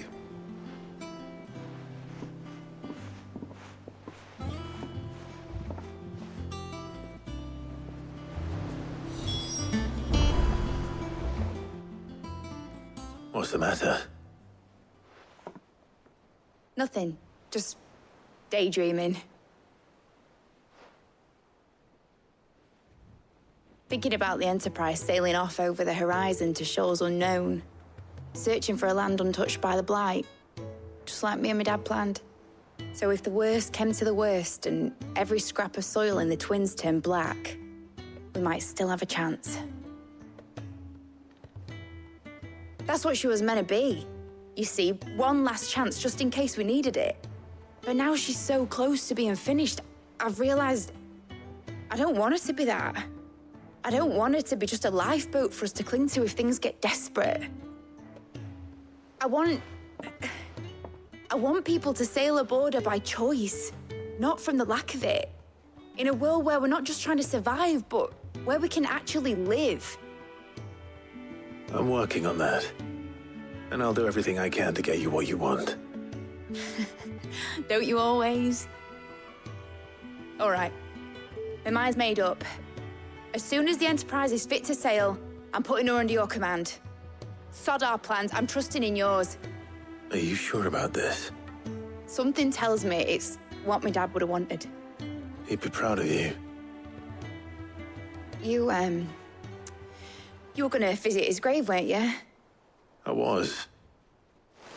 And you can come too now that your little project is finished. Right. There's just one thing I need to finish up first. Won't be a mo. All right. I'll let Otto know you're coming. Meet us in the mess when you're ready. Aye, aye, Captain.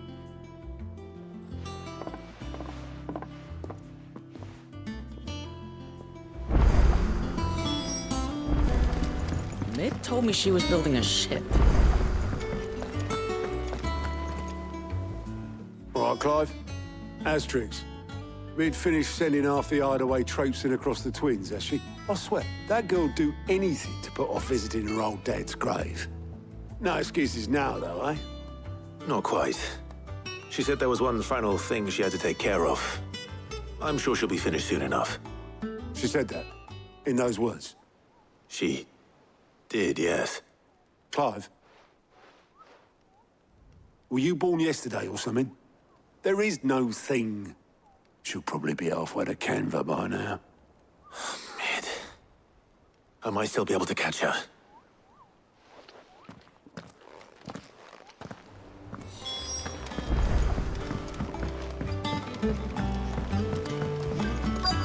Is that the thing Tomes held? Obolus, have you seen Mid? Yep. In a boat, going that way. Then I'm too late. You in a hurry and all, are you? I offered to take her across, but she wouldn't wait. Just paid for a dinghy and rowed off. Oars going like the clappers. Got some life in her, ain't she? But anyway, I was on my way up to see you, as it happens. Got a letter for you. Urgent, by the sound of it. One of your uncle's men said I was to hand it to you in person, post-bleeding haste. And you're here now. Thank you, Obolus. Don't mention it. What tidings, Uncle?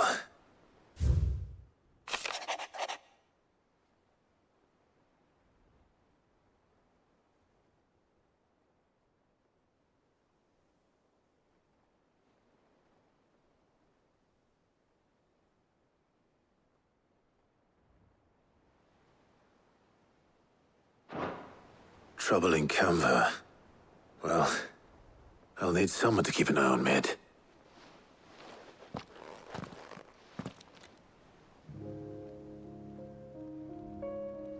So what? Mid got us to do all the dirty work and then just sailed off into the sunset? It, seems that way. Well, nothing we can do about it now. But next time you plan on visiting Sid, you might want to tie her to something before you suggest it. Ah, don't be so hard on her. Got to admit, the dirty work was kind of fun. Everyone pitching in and all that bollocks. Just like when we built this place. You're right. Anyway, we all set to head to the old hideaway. I could do with getting to Canva pretty sharpish. Wouldn't do to keep Lord Rosfield of the Seven High Houses waiting now, would it? Not after he asked for me personally. Gav will be leaving with me. Will you mind the place while we're gone? You can count on me. Just be sure to give Sid and the others my regards. All right.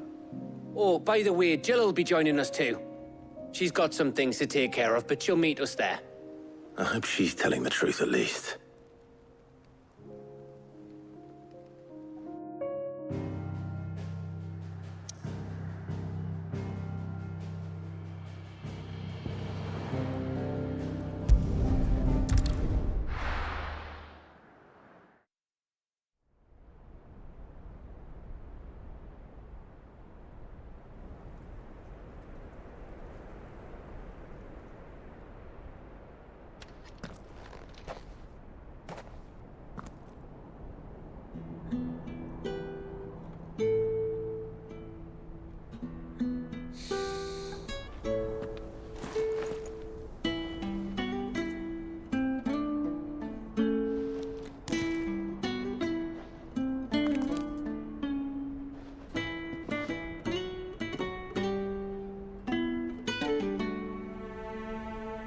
Well, Sid,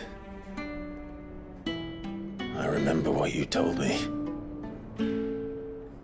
But if no one is listening to what you have to say, you may as well not say it.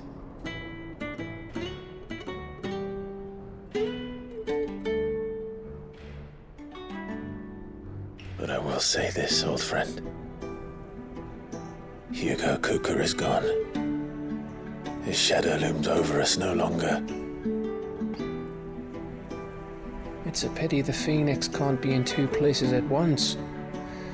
If he'd have been with us, maybe he could have done something for the lost. Not even the Phoenix can bring people back from the dead. Life has a beginning and an end. So we must live while we have the chance. And not as slaves to the crystals, but as free men.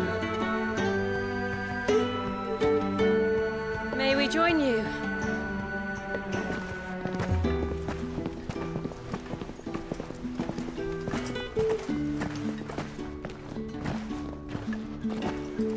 Lady Karen, what a pleasant surprise.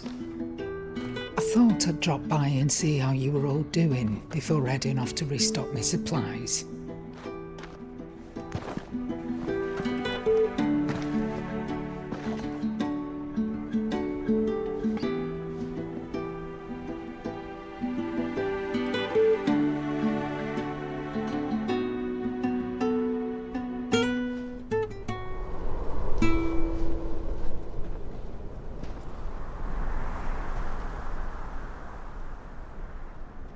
It wasn't the most scenic view back then, but it were never as bad as this. I know. The Blight marches on. And soon, there will be no escaping sights like these.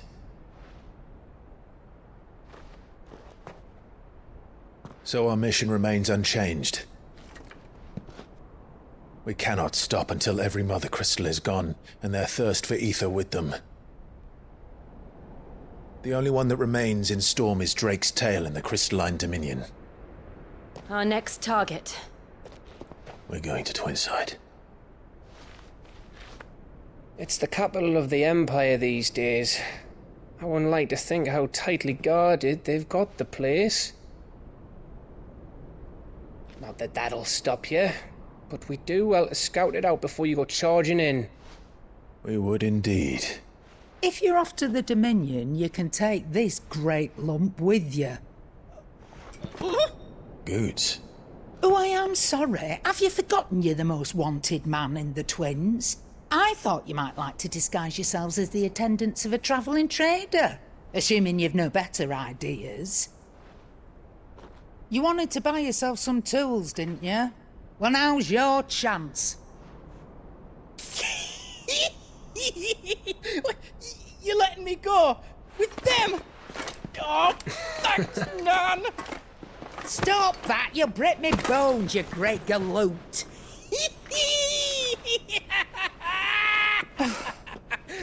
There's a caravan that runs back and forth between the Dominion and the Bocklad markets. It's managed by the Merchants Guild. Just show them Goots' traders pass and you'll be on your way. It'll be a damn sight less risky than footing it the length of the Crystal Road. That's for sure. Thank you, Karen. And glad to have you with us, Goots. Okay then. I'll get me things and I'll meet yous there. See yous down in Bocklad. Get off! Me poor fingers! Jill, you're with me. Understood. And Gav. Already on my way, Captain. Be careful. Aren't I always?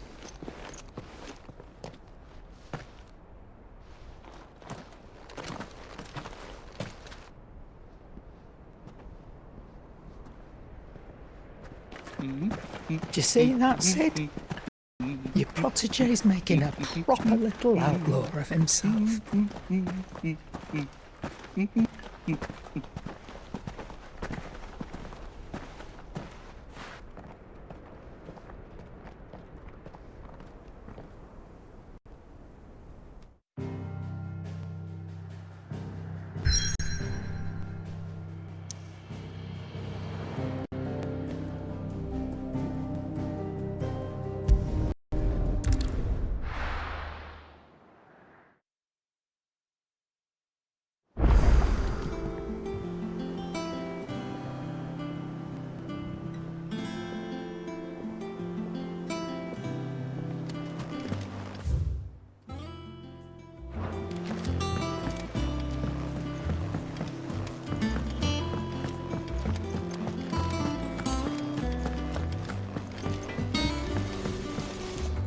Clive?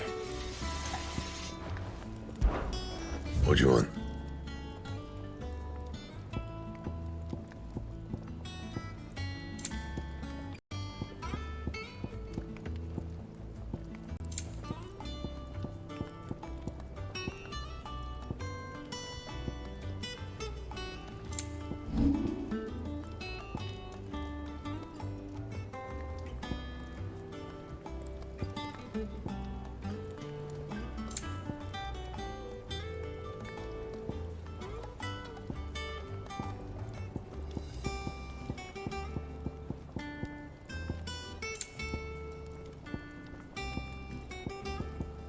That it?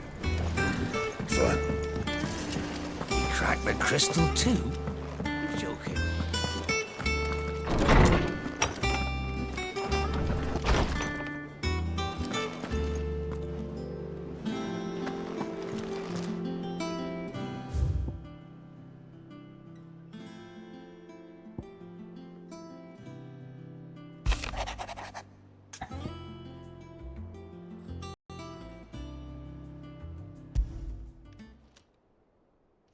Hopefully it's nothing. But I should speak to Blackthorn just in case.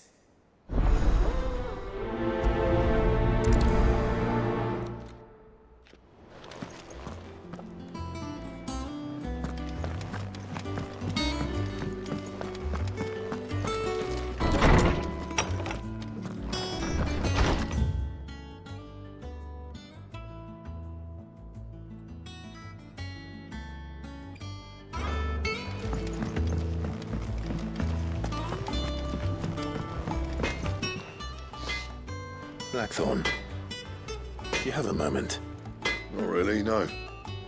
This won't take long. I just wanted to ask how you're getting on. August was worried about you, and you might still be doubting your craft, even after learning the trick of that cuirass. Is there something else weighing on your mind? Perhaps sharing your thoughts might help. That bastard's like a dog with a bone. Still, you've got a keen eye, I'll give him that. It's just, well, Karen showed me something. Something I've never seen before. And that was? A sword. An odd-looking thing with a single-edged blade. The metal itself wasn't anything to write home about, but fuck me. The edge on it. You could slice a man clean in two with a weapon like that, and he'd be halfway home before he even realised he'd been cut. So that's what's troubling you? Nah. Not troubling me exactly. More distracting. Can't stop thinking, how do you get an edge that sharp? It's driving me mad. And if you knew how to do it, we could arm the curse breakers with even better blades. That's about the size of it, yeah. I'll see what I can find out. Sharper swords are always welcome. And we can't have our master blacksmith being distracted. You're a soft touch, you know that. But I can't say I'm not grateful for it. Good luck, eh? Thank you. Let's see what Karen knows about this sword.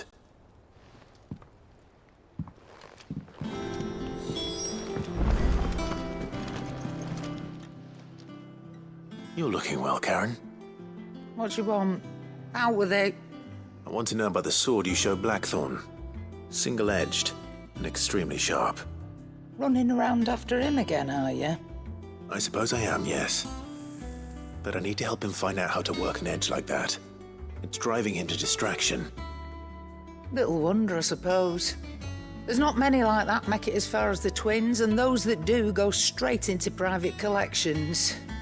Which made it nice and easy finding a buyer. Can you tell me who bought it? Where is it now? You think I tell people who my clients are? Suppose you're not likely to go nicking him off me, are you now? Fine. If you stop mooning at me like that. Lord Ignac's the man you want. Delmeckian bloke. Collects weapons and the like. And he's got more money than sense, which is why he's one of my favourite clients. Reckon he'll still be at the inn in Dalamil, where I left him. Thank you, Karen.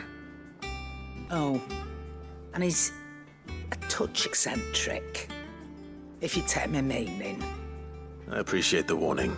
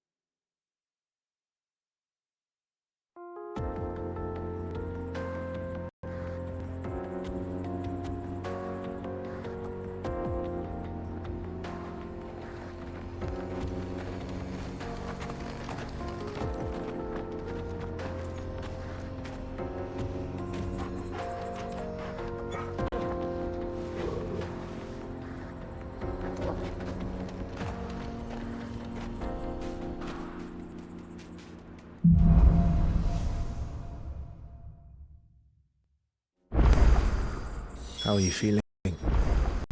Better.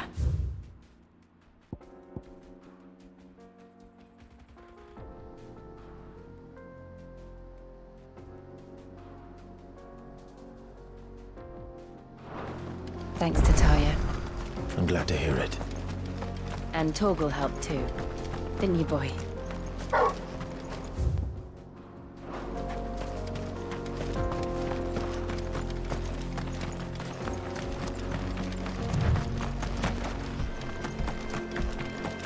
This used to be a trade route for merchants crossing the Scars, till the Republic laid a new road wide enough to let wagons pass. and all official traffic moved there. Leaving this one for those living outside the law. Indeed. I doubt we'll be the only outlaws on the trail today.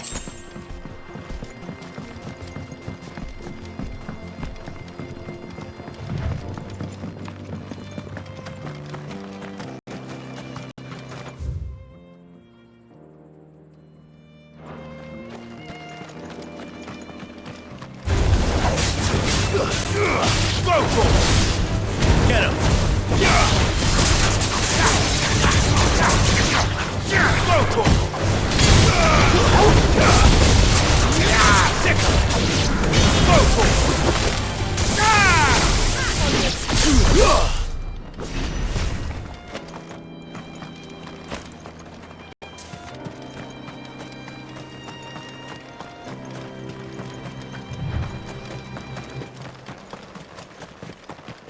So what do you think? That we'd be lucky to make it out alive. Really? It's as bad as that? Oh, aye. There's trouble up ahead. And too much of it for us to handle. I take it there's danger on the road. Oh, what about this fearsome-looking fellow? You think he'd be equal to the task? Well, no doubt. Assuming he's willing to hear us out. Well met, friend. My brother and I have been tasked with finding a merchant's missing cart. You seen it by any chance? How does a merchant misplace his cart? Oh, the man's a coward. When he thought goblins might come a-snarling, he ran, leaving his livelihood abandoned in the pass. He sent the two of us to fetch it, but it's gone. Now, I'm not much of a thinker, but I know the work of thieves when I see it. My brother's right on all accounts. And by my estimation, the bastards are lying in wait just down the road. We may have seen our share of action, true, but we've not got the skill in arms to boldly brave an ambush. You, however, have the look of a man who needn't fear a band of backwater ruffians. What do you say? Will you help us out? Chances are they'll come for you either way. But if you promise to lend us a hand, at least you'll pocket a reward for your troubles.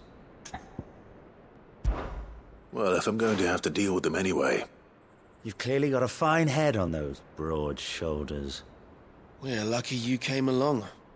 Now, hoping to make a heavy purse in Boklad, our merchant friend loaded his cart with as much as it would carry. Reckon he won't be forking over the rest of our fee if we don't find those goods. So, while you're seeing to those bandits, you keep your eyes open. All right. Just don't expect me to drag the cart out of there myself. No. You can leave the cart to us. You just put an end to those bandits and point us in the right direction. You do that, we'll take care of the rest.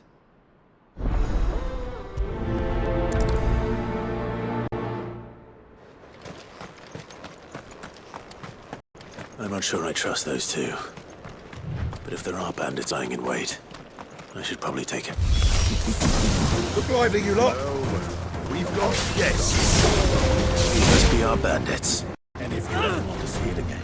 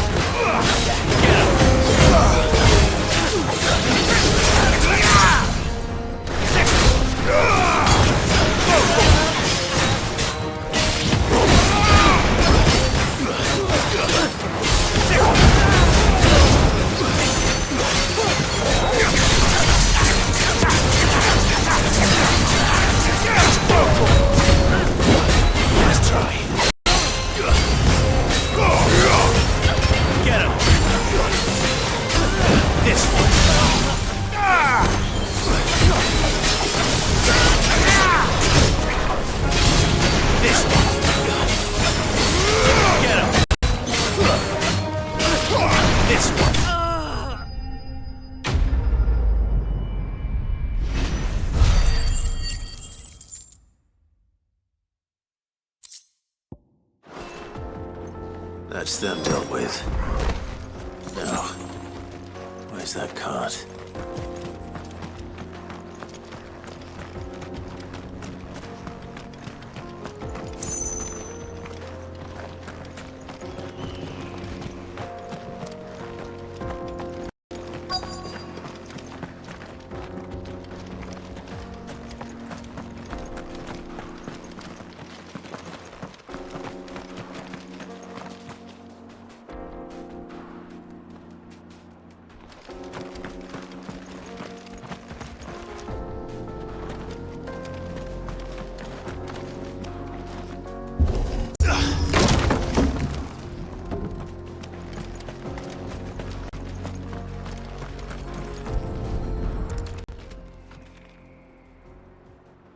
Getting all of this out of here will be a nightmare. Seems we've found ourselves the right man for the job, wouldn't you say? Found the cart and didn't leave a single bastard breathing. Our merchant friend will be delighted. And how exactly will he be getting his goods out of here? You leave that to us. After all, it'd be wrong to make such a fine warrior haul cabbages to market. You've done your part. And that's all you need to worry about.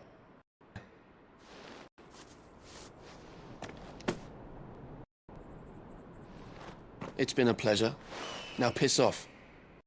There's no need to be so rude, brother. What if we want his help again next time?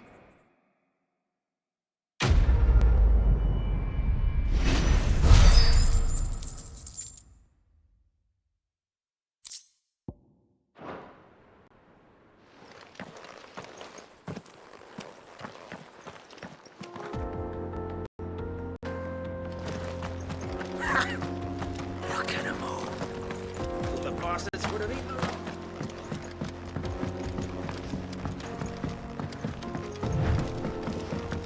I see the Dalmex lag behind Rosaria when it comes.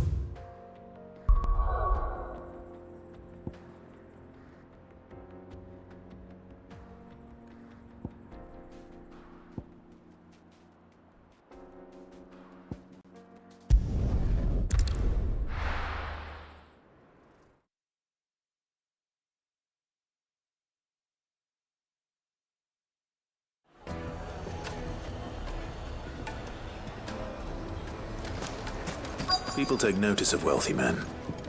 Shouldn't be too hard to track down Karen's collector. Drake's fang is gone. The whole mother crystal gone. What are we gonna do? Calm yourself.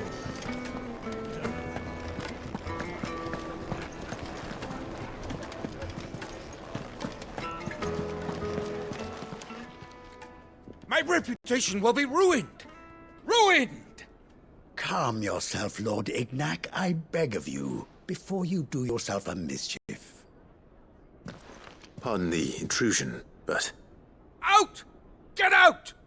I paid for these rooms so I wouldn't be disturbed. Leave me be! Please, allow me to apologize. His lordship is going through a difficult time, and he's never been fond of guests arriving unannounced. Radim! Get rid of the filthy oaf this instant! Very good, Lord Ignac. Would you mind stepping outside for a moment?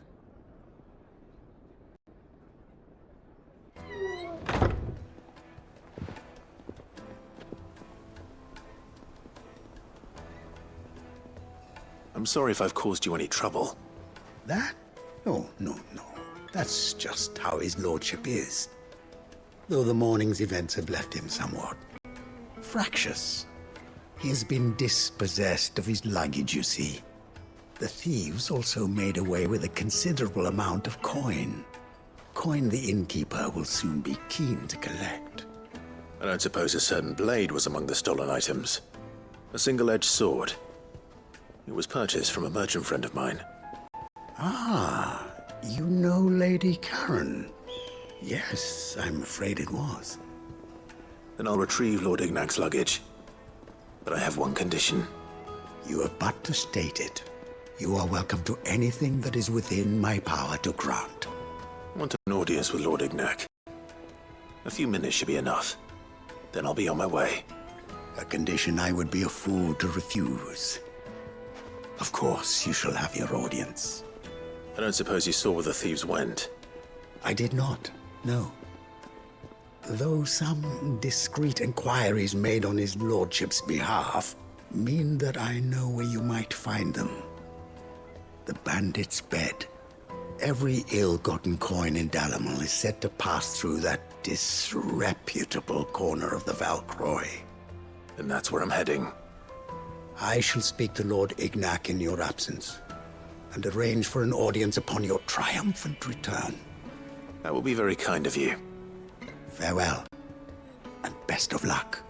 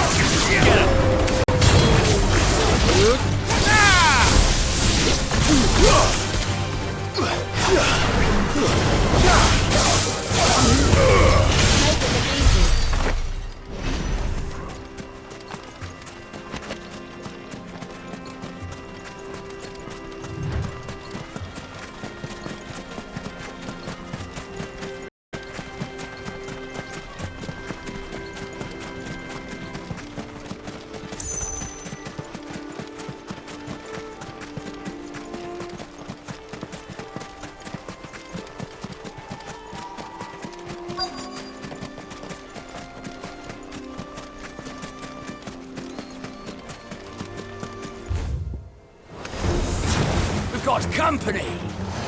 Come on, lads, let's tear the bastard's head off!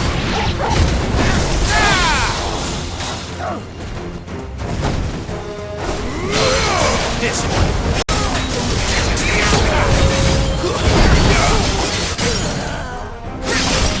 Over here! Get him! Sick him!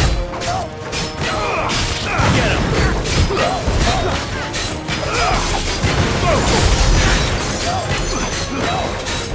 Get him!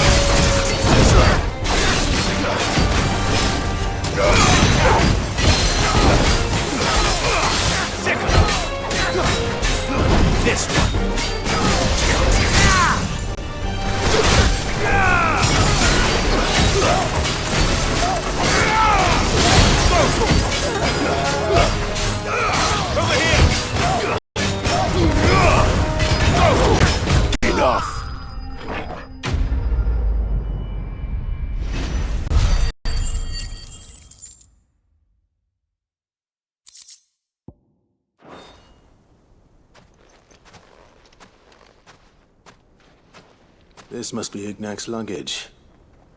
Nothing seems to be damaged. All right. Let's get it back to Delamil.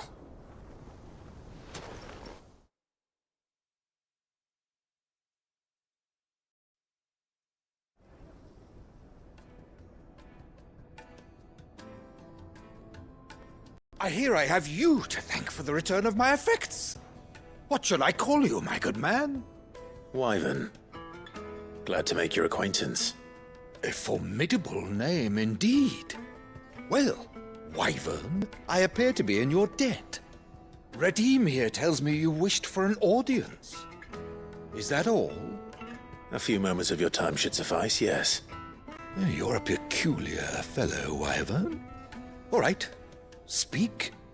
Master Wyvern was wondering if you could tell him about a certain single-edged sword you recently acquired.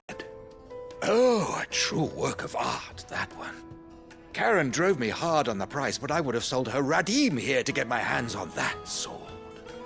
It was made in the Outer Isles, far beyond the Twins, and is used exclusively by the practitioners of a unique school of swordsmanship. They believe no combat should ever exceed a single strike, and hone their blades to such perfection that none ever does. Each sword is made for that one perfect stroke, and for that stroke only. They crack upon a second blow. There's a brutal sort of beauty to it, really. But how do they hone such an edge? Fine question. Why, they use a whetstone, of course. Whetstones, rather. A whole array of them, ranging from the coarse to the fine. 10,000 licks with the sharpening stone, then 10,000 more. But it is the final stone which lends the blade its legendary sharpness.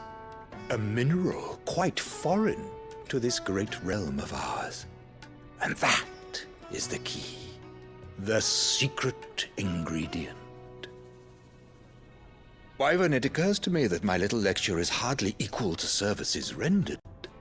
Take this, together with my regards. The very stone of which I spoke, far rarer among collectors than even the blade itself, and a far more fitting payment. Thank you. Pardon the intrusion, my lordship.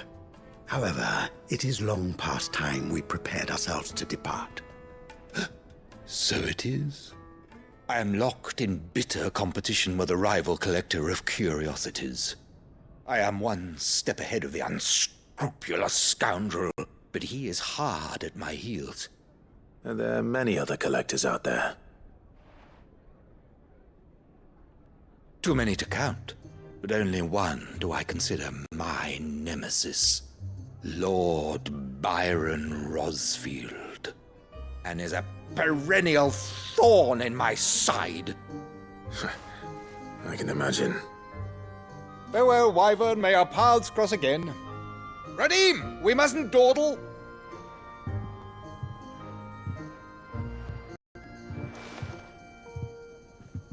I think his lordship is rather taken with you, Master Wyvern. Thank you again for your assistance. Coming, my lordship. I'll be right there.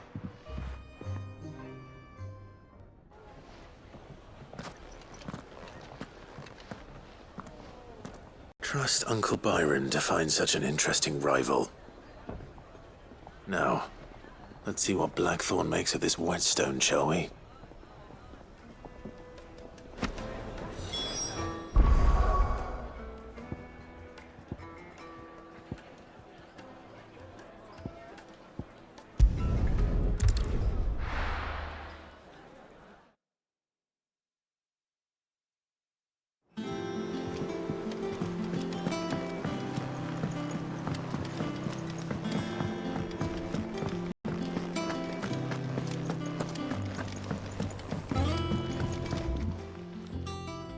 Sorry for the wait, but hopefully you'll agree it was worth it. You learned something about that sword then? I did better than that.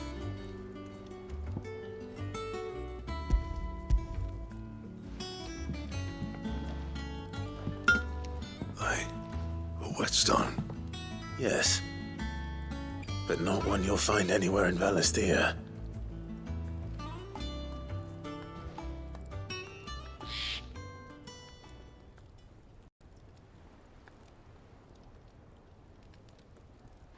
No wonder I couldn't get the same finish on the grinding wheel.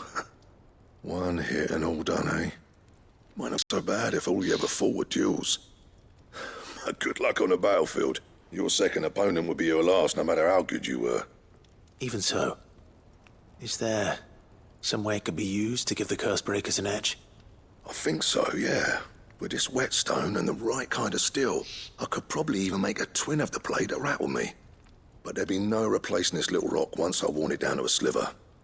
I reckon we get a dozen swords from it, if that. Swords that the curse breakers wouldn't know how to wield properly, and that would see them through a single fire piece. Nah, no point trying to copy that thing. Be about as much use as a wax anvil. But finishing our blades with a whetstone this fine, now that's something to consider. And what's finer than fallen masonry, eh? Or more hard-wearing, for that matter. Just imagine it. Good Valisthean steel with an edge as sharp as any found in the Outer Isles. I won't make a copy, nah. I'll make something much better. I'm sure the curse breakers will be delighted.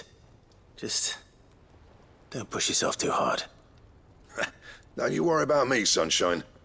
I've been working day and night since I was half your age, and I'll still be here when you're long gone. Hey, thanks, Clive. I mean it. I owe you one. August too. It's good to know someone's looking out for me. You'll be happy to hear you said that. And I'll see that my debt to you's paid. First new blade I make's got your name on it. You come and find me when you've got the materials. All right. I will.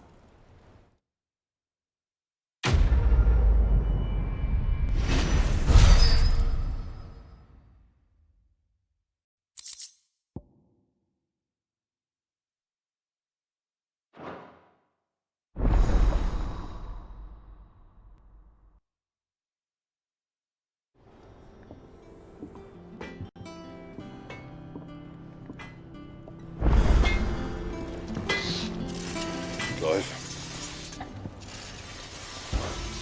What do you want?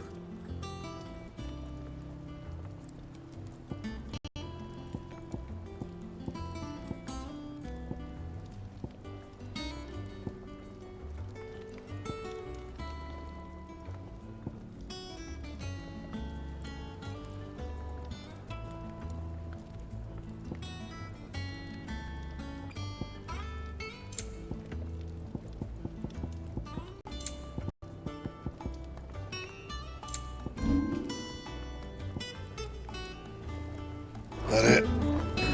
Fine.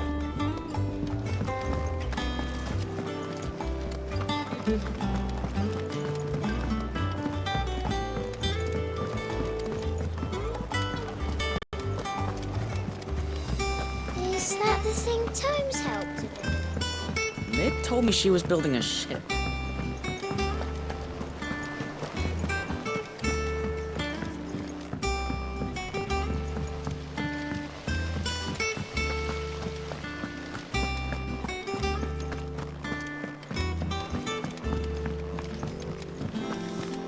I think Mid might need some help tidying up.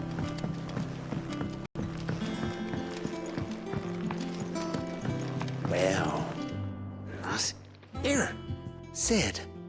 Reckon you might be just the man to help me out of a bit of bother, if you've a mind to. Let's hear it. Well, it's about this alembic the chief's got me making. Lovely bit of kit it is. Bung in a solution you want splitting, and it will separate it out, just like that.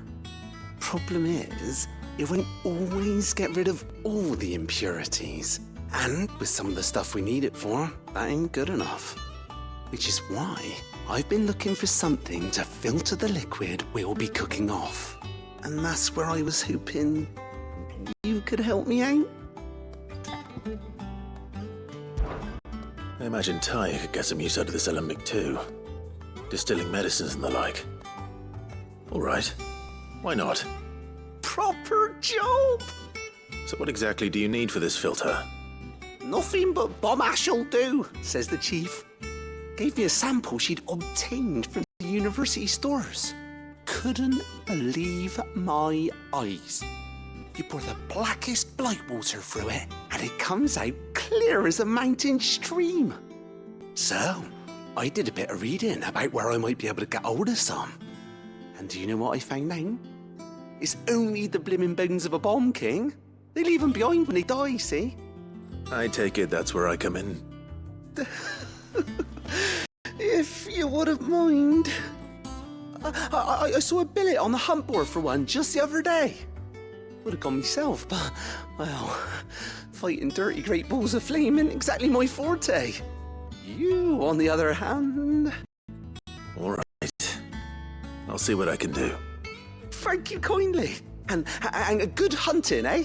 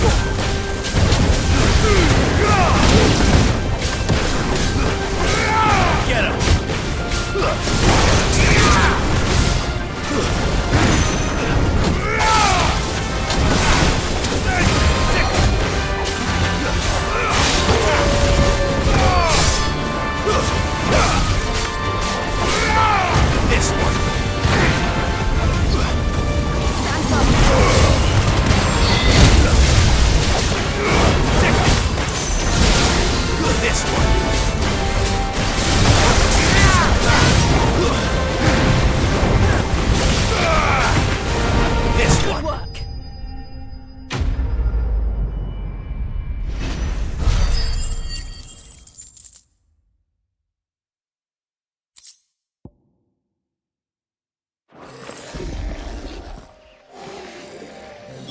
Your reign is over. Now to collect the ash. This looks like the stuff.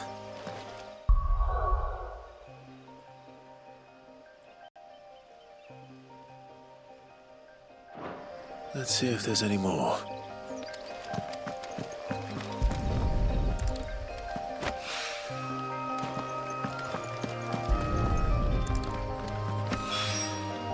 That should do it.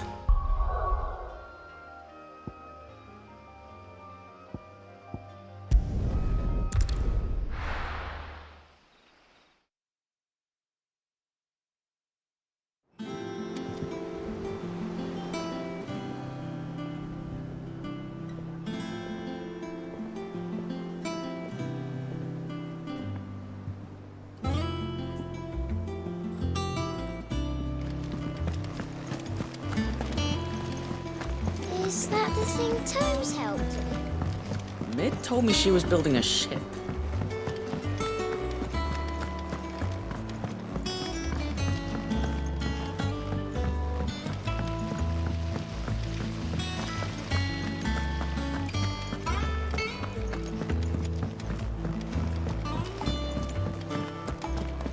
I think Mid might need some help.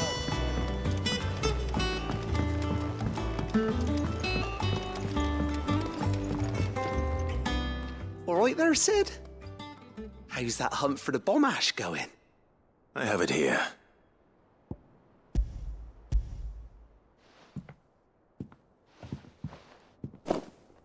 That's the stuff. And plenty of it, too.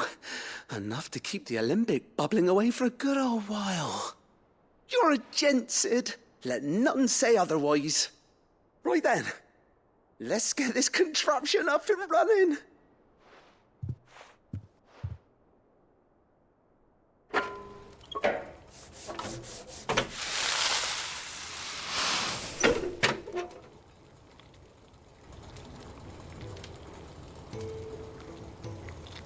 There we have it. The Telemon Alembic. And it works just like the chief said it would. Very impressive. Says the man who cut down a burning boulder. Speaking of which, I still haven't returned the favor. There's no need. The good it will do for the hideaway is reward enough. Don't be silly. Why don't you let me take a look at that bag of yours? The one you keep your potions in.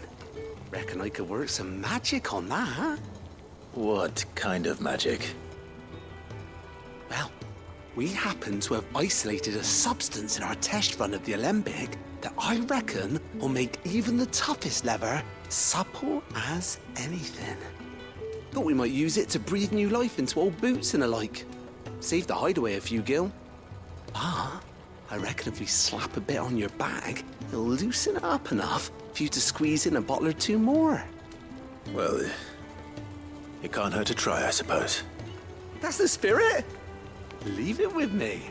I'll only be a mo.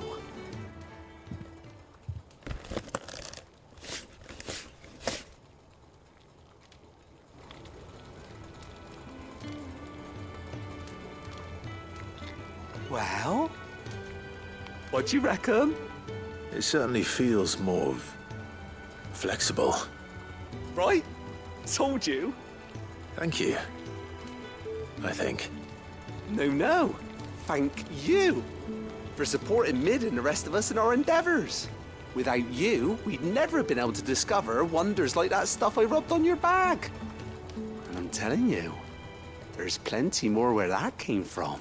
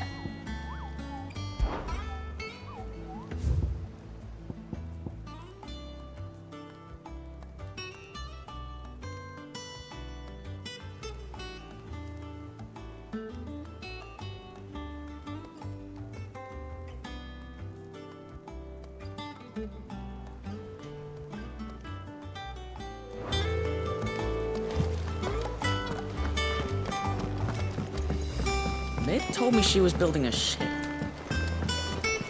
Is that the thing Tomes helped with?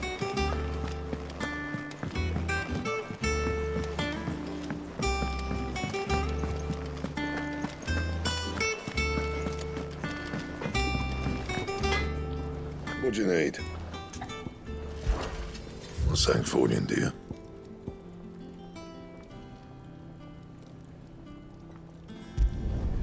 Not bad, if I do say so myself.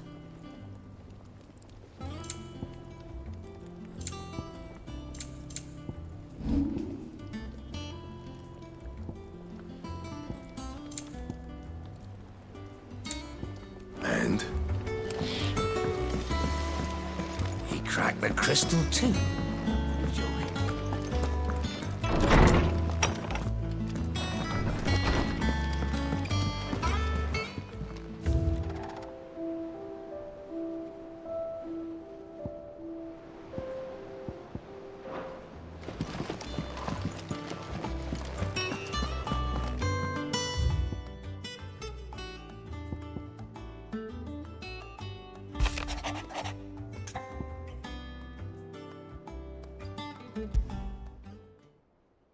What could be wrong with Torgor?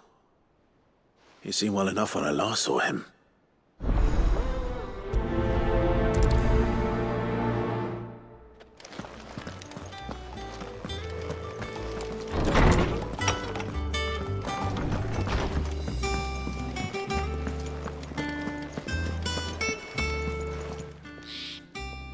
I got your note. You think something's wrong with Torgor? So you can read. Congratulations. But I didn't say I were wrong with him. I said something weren't right. He's not been eating me treats. He used to love cracking the bones from Molly's boiled brown, but now he won't so much as look at them. Didn't like him. Which is why I'm of a mind that his mind's on something else. You've not been working him too hard, have you? No harder than usual. Is that it, boy? Do you need a rest? What was it you said he was? A frost wolf? That's what the lawsman seems to think. Then maybe this all has something to do with whatever it is that's woken inside him. I suppose things have been different since Rosalith. Perhaps Hippocrates knows something. Instead of everything, you mean? Perhaps.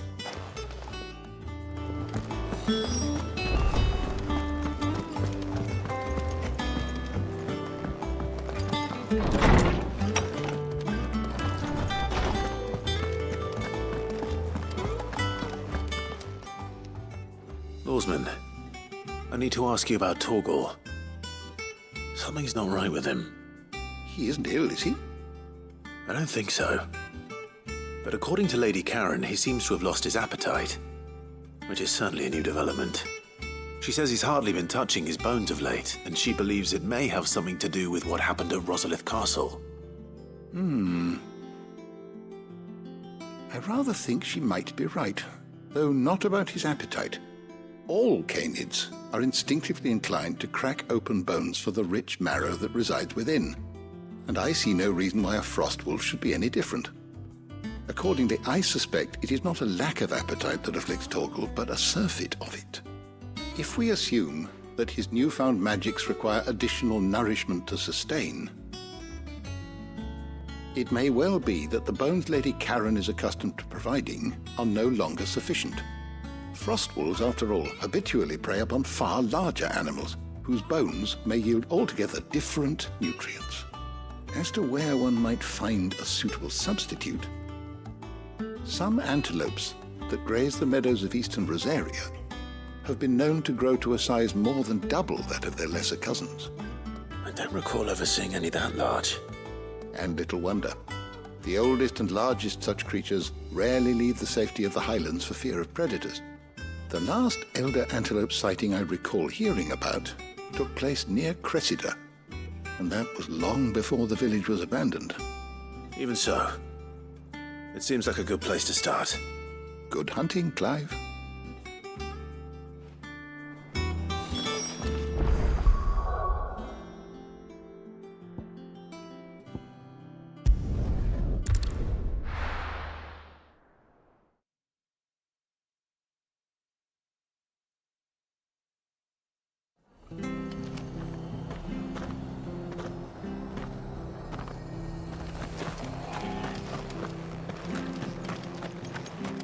She had a man of Grieger.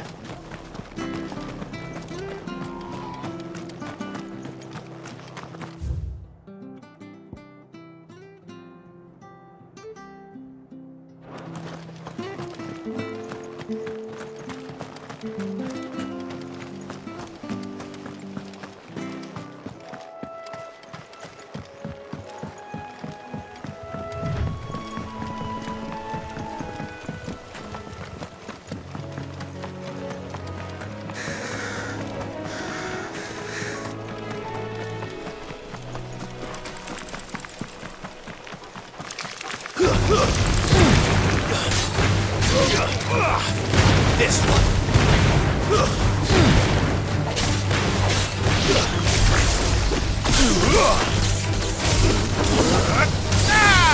Over here. Get him. This one.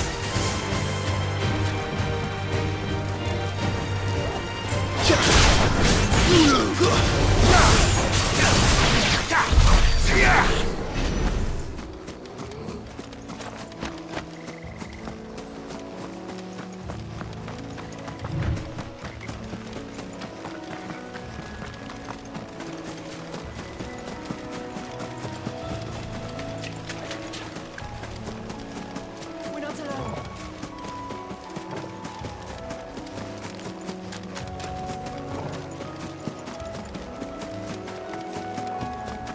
Well, it's certainly quiet.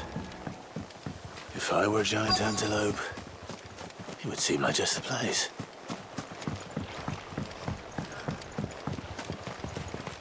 I doubt we'll find one bigger than that. You hungry, Torgal?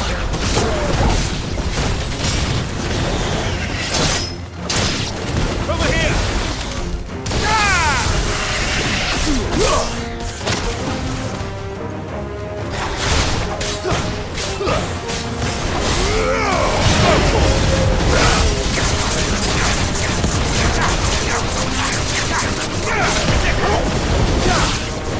This one.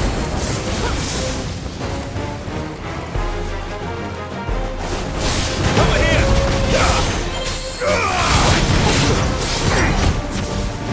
Farewell.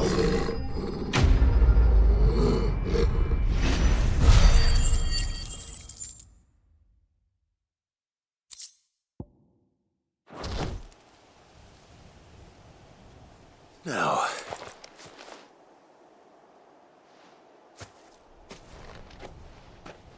will it be enough, I wonder?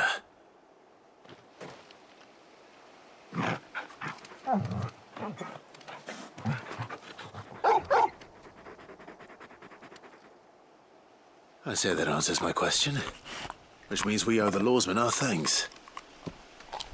You're just a big puppy, aren't you? A very big puppy.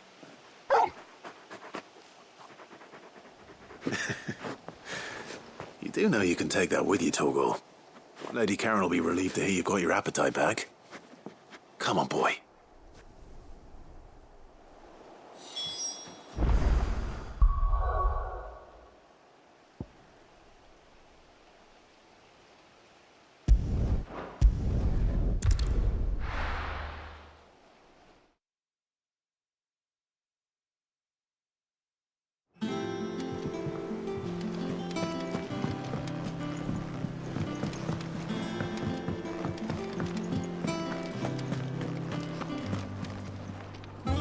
I noticed you and Torgal had gone off somewhere.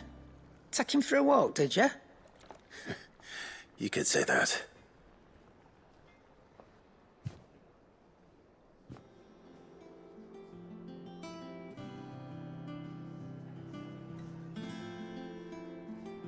So, Molly's leftovers weren't good enough, eh?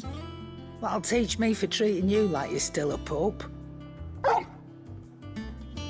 All right, no need to shout. Now we know what you're after, I can see about getting some in. Speaking of which, I brought one for later. Can I leave it with you?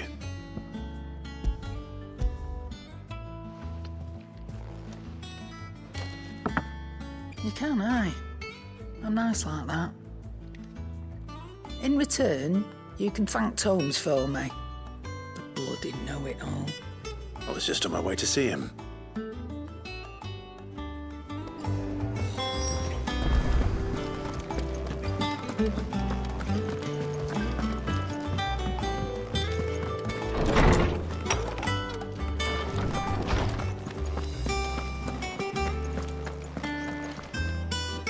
Ah, Clive.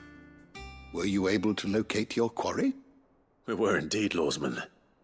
You pointed us in exactly the right direction. And Torgal's been a very happy hound ever since. Very good, very good. Lady Karen sends her thanks, by the way, for your part in solving the mystery. Ah. But that reminds me. After your last visit, I found myself pondering Torgal's talents. Do you recall our conversation concerning Lady Jill's role in Torgal's transformation? About how she somehow woke the power within him. Precisely that. A reasonable conclusion, I thought. But one which raised certain questions in my mind. You see, the Fenrir of legend served Shiva and Shiva alone. And while the powers attributed to him are certainly impressive, the records imply they are somewhat different in nature to those you described Torgal as having used. What are you suggesting? That Torgal may be the beneficiary of more than one icon's power. Consider that in addition to Lady Jill, he has served as a loyal companion to you, your brother, and even the late Cid. In short, the icons hitherto near at hand, or should I say at paw, have been diverse and plenty, and that number has only grown as the realm's dominance have fallen to your sword. One can but speculate as to how all of this has affected Torgal. He has seemed more fierce of late. And if I am not mistaken, he will grow fiercer still. We are fortunate indeed to be able to count him amongst our allies and not our adversaries. Oh, he's more than an ally. He's a friend.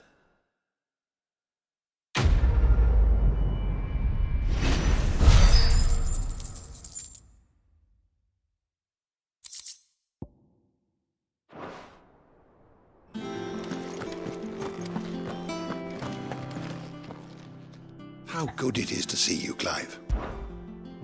I have compiled some new entries, if you would like to see them. What subject shall we consider today?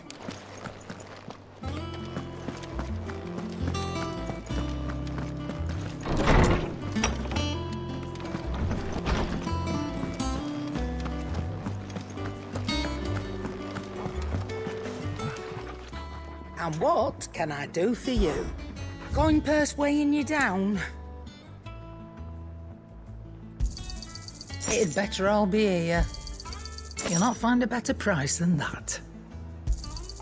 You're rubbing me blind, you know. It'd better all be here.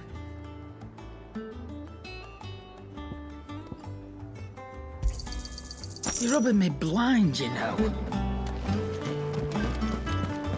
He cracked the crystal too.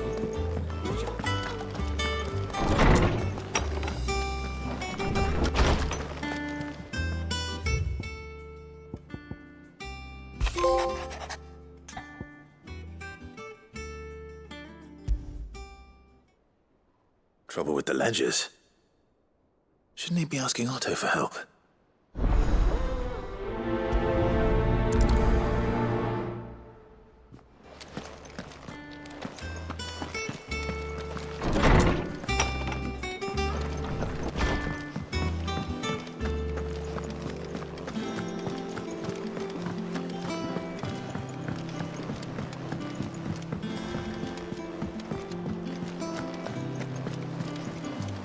Is that the thing Tomes helped to build? Mid told me she was building a ship.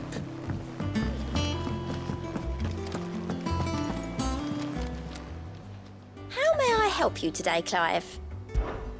Your benefactors are a generous lot. Here you are.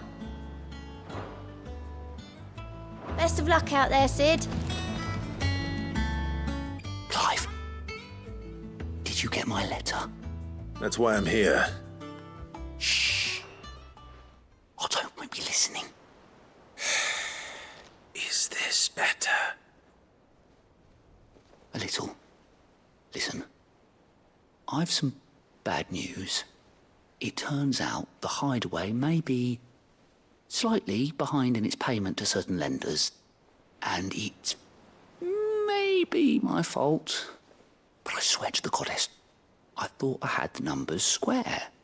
Sadly, that square turned out to be more of a circle.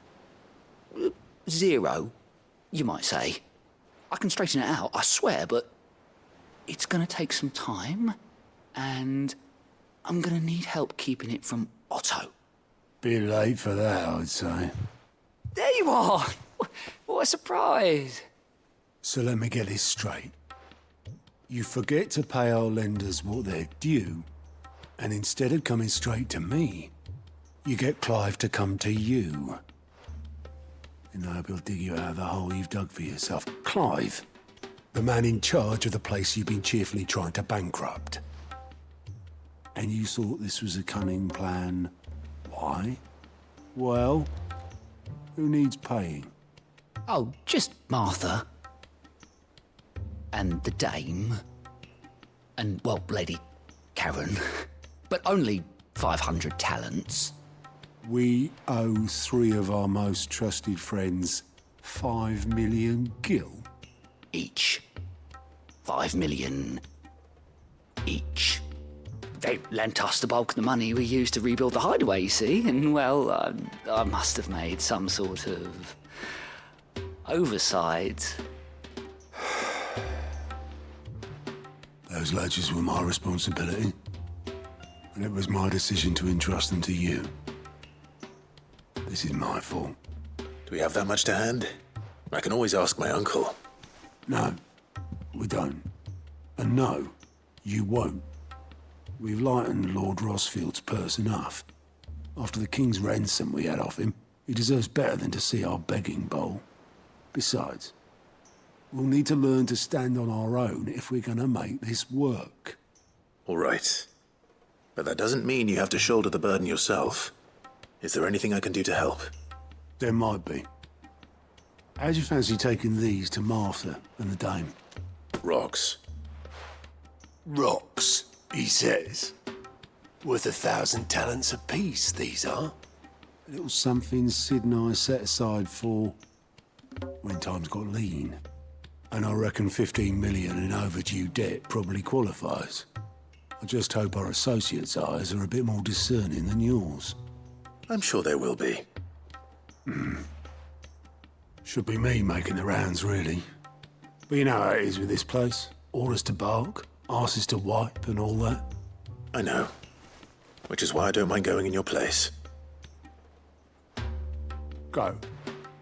Do you know why I only gave Master Clive here 2 star rubies?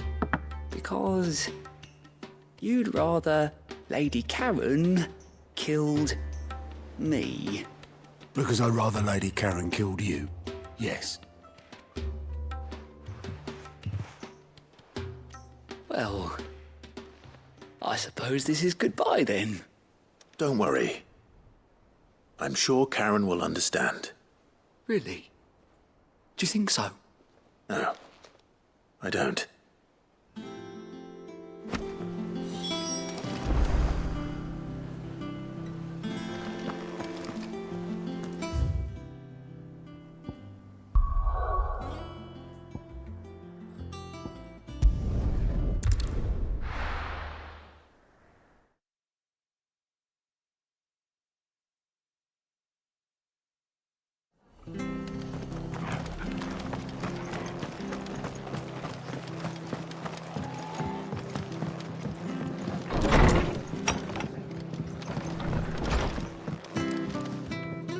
Clive, we weren't expecting you.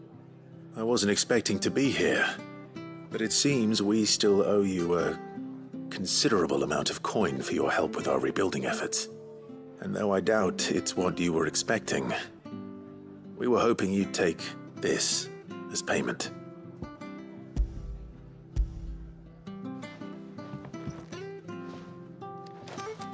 A star ruby? I can't accept this. It's worth at least twice what you owe me. More if you can find yourself the right buyer. Think of the difference as interest. Interest? If word got out I charged that much, no one would ever borrow from me again. Anyway, why are you the one here asking me about this? I'd have expected Otto.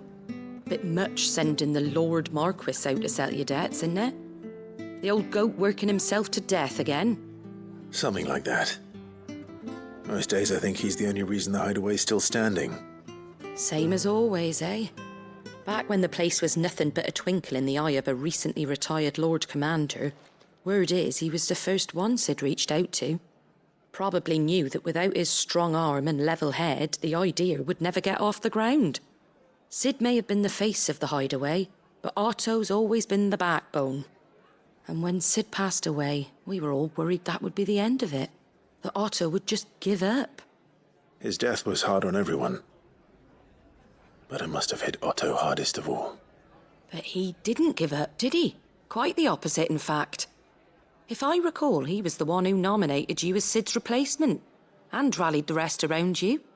I reckon what he saw in Sid, he saw in you too. And don't we all?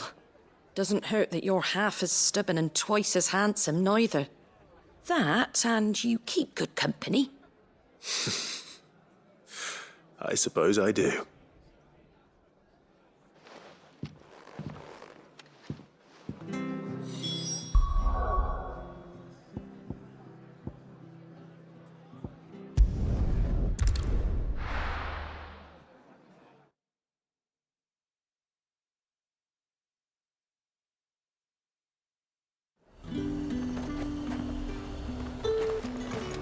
There's talk that the glass gate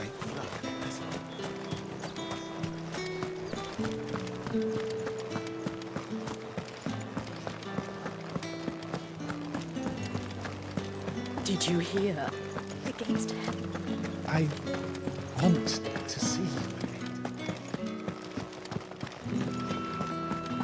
What am I going to do without Sweetwater and Olive Talk? Milady, I come bearing gifts. Gifts?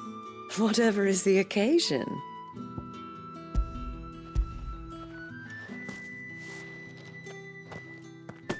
Oh my. Clive, you really have outdone yourself. Otto asked me to give it to you. To settle the hideaway's debt with the Veil. And to compensate you for the time it took us to do so.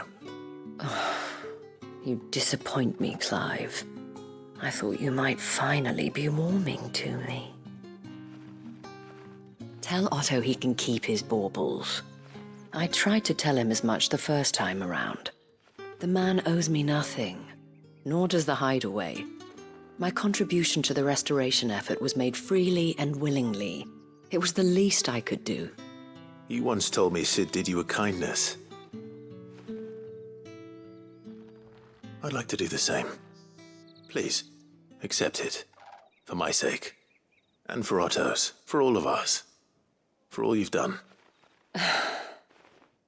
It is rather fetching, isn't it? Very well.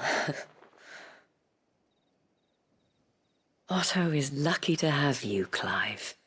I doubt anything could ever replace his son. But you and the others at the hideaway are the closest thing he has to family. Otto had a son. Long ago, yes. Sid told me Otto lost him when he was just a boy, and blamed himself for not being able to stop it. I don't know how it happened, whether there was anything he could have done, but it was clear that it weighed heavily on him. I didn't know. How could you have? I doubt anyone did. Besides Sid, I've never met a man more keen to bear his sorrows in stoic silence. An ill habit, given that both have always been surrounded by friends desperate to help them. I'm beginning to see that.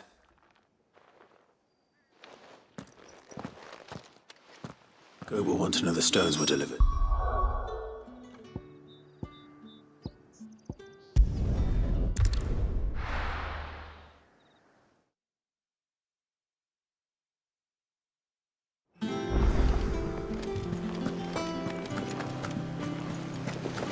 Is that the thing Tomes helped to build? Mid told me she was building a ship.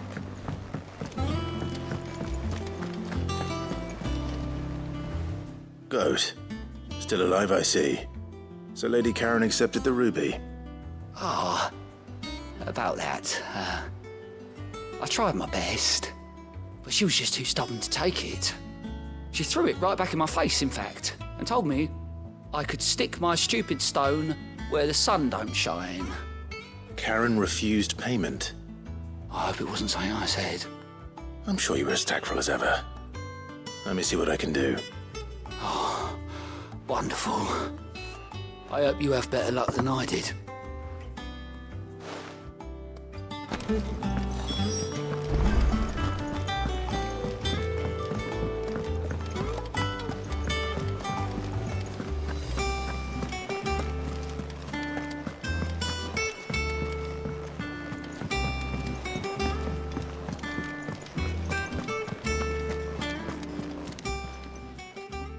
Lady Karen, Goat tells me you weren't happy with our offer.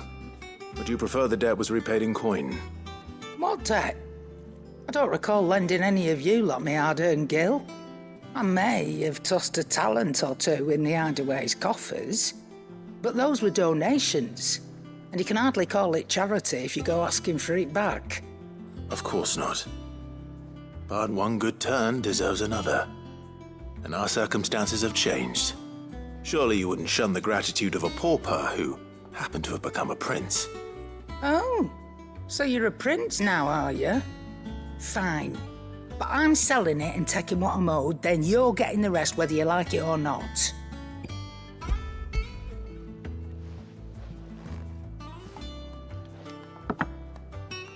Where'd you even get this? A decent trader might nab 1,000 talents for a star ruby.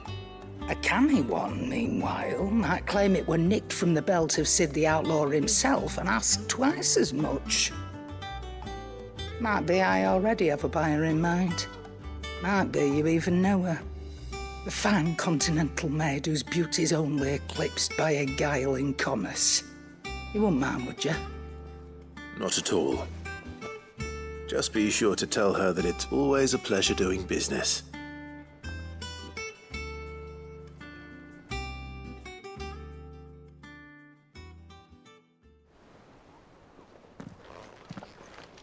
I hear you ended up delivering all 3 stones.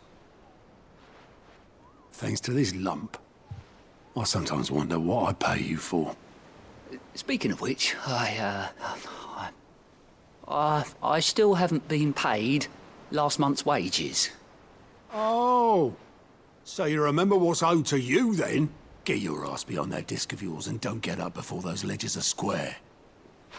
Right away.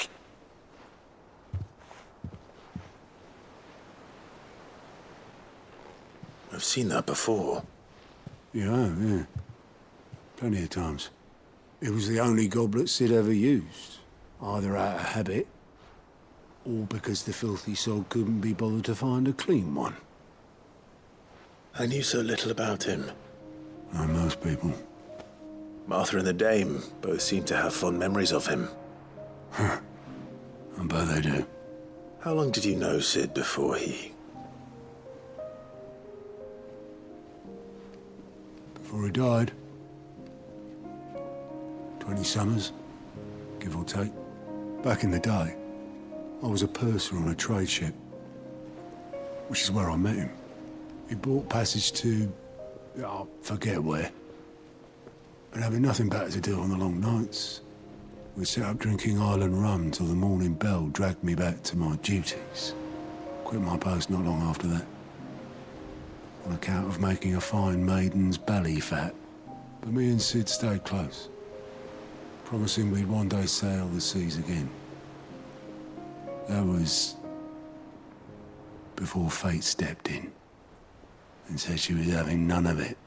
The magic woke inside my son soon after his first name day, and there was no hiding his knack. Couldn't you and your family have... My family were the ones who summoned the constable, wanted the monster taken away.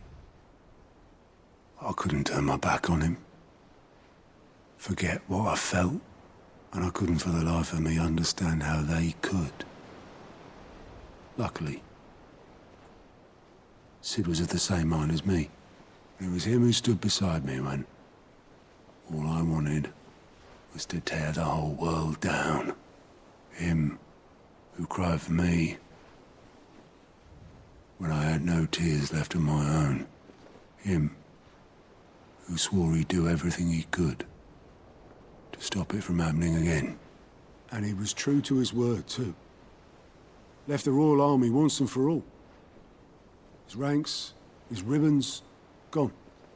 Just like that. Threw away everything he had. All to right a wrong that no one else had the courage to face. I knew then I'd follow that man to the ends of the earth.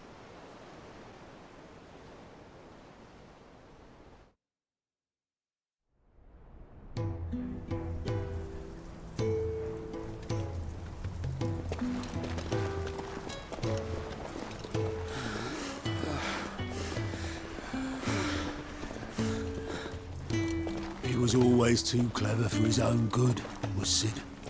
Saw the world for what it really was, while the rest of us were content to go along with the lie we were shown. And it can't have been easy, bearing that burden alone.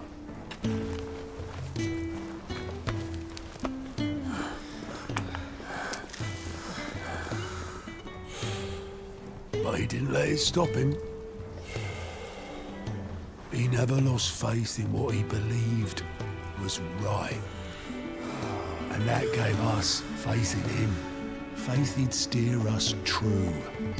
So I swore to myself that I'd always be right behind him, ready to catch the stubborn sod, if ever he should fall.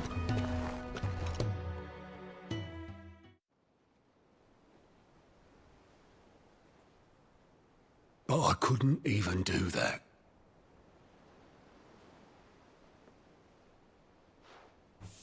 Ignore me. Just the ramblings of a tired old man. Leave that lot. I'll tidy it up in a bit.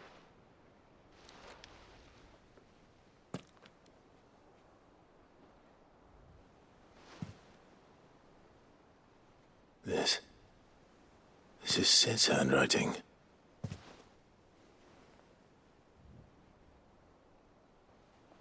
Dear Otto. I may be drunk, but I wanted you to know this place would be fucked without you. I love you, you grumpy old sod.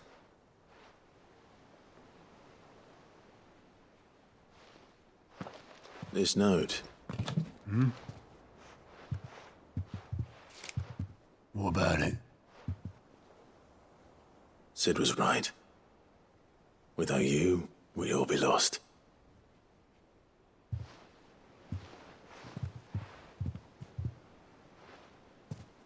He should have bloody well said so then. Just once. Before he went. But then, why would he? Him, or anyone? I'd only have told him to piss off.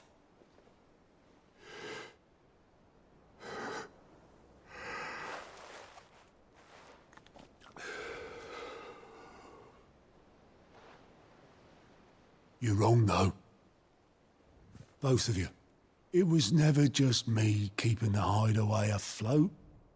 It was all of us. I just shoved people in the right direction, and I barely seem to be able to do that anymore.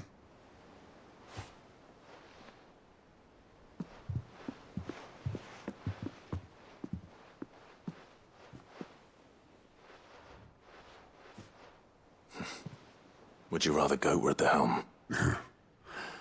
Well, maybe I've got a few more years left in me. I'm going to hold you to that, Otto. Before you go, Sid would have wanted you to have this. but that's... This'll do me just fine.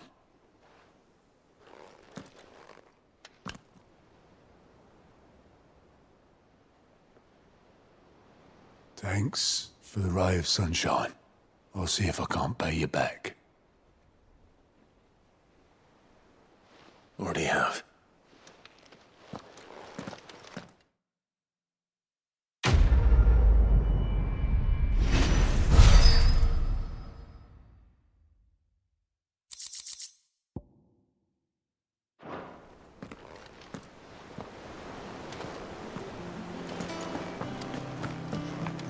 Mid told me she was building a ship. Is that the thing Tomes helped to build?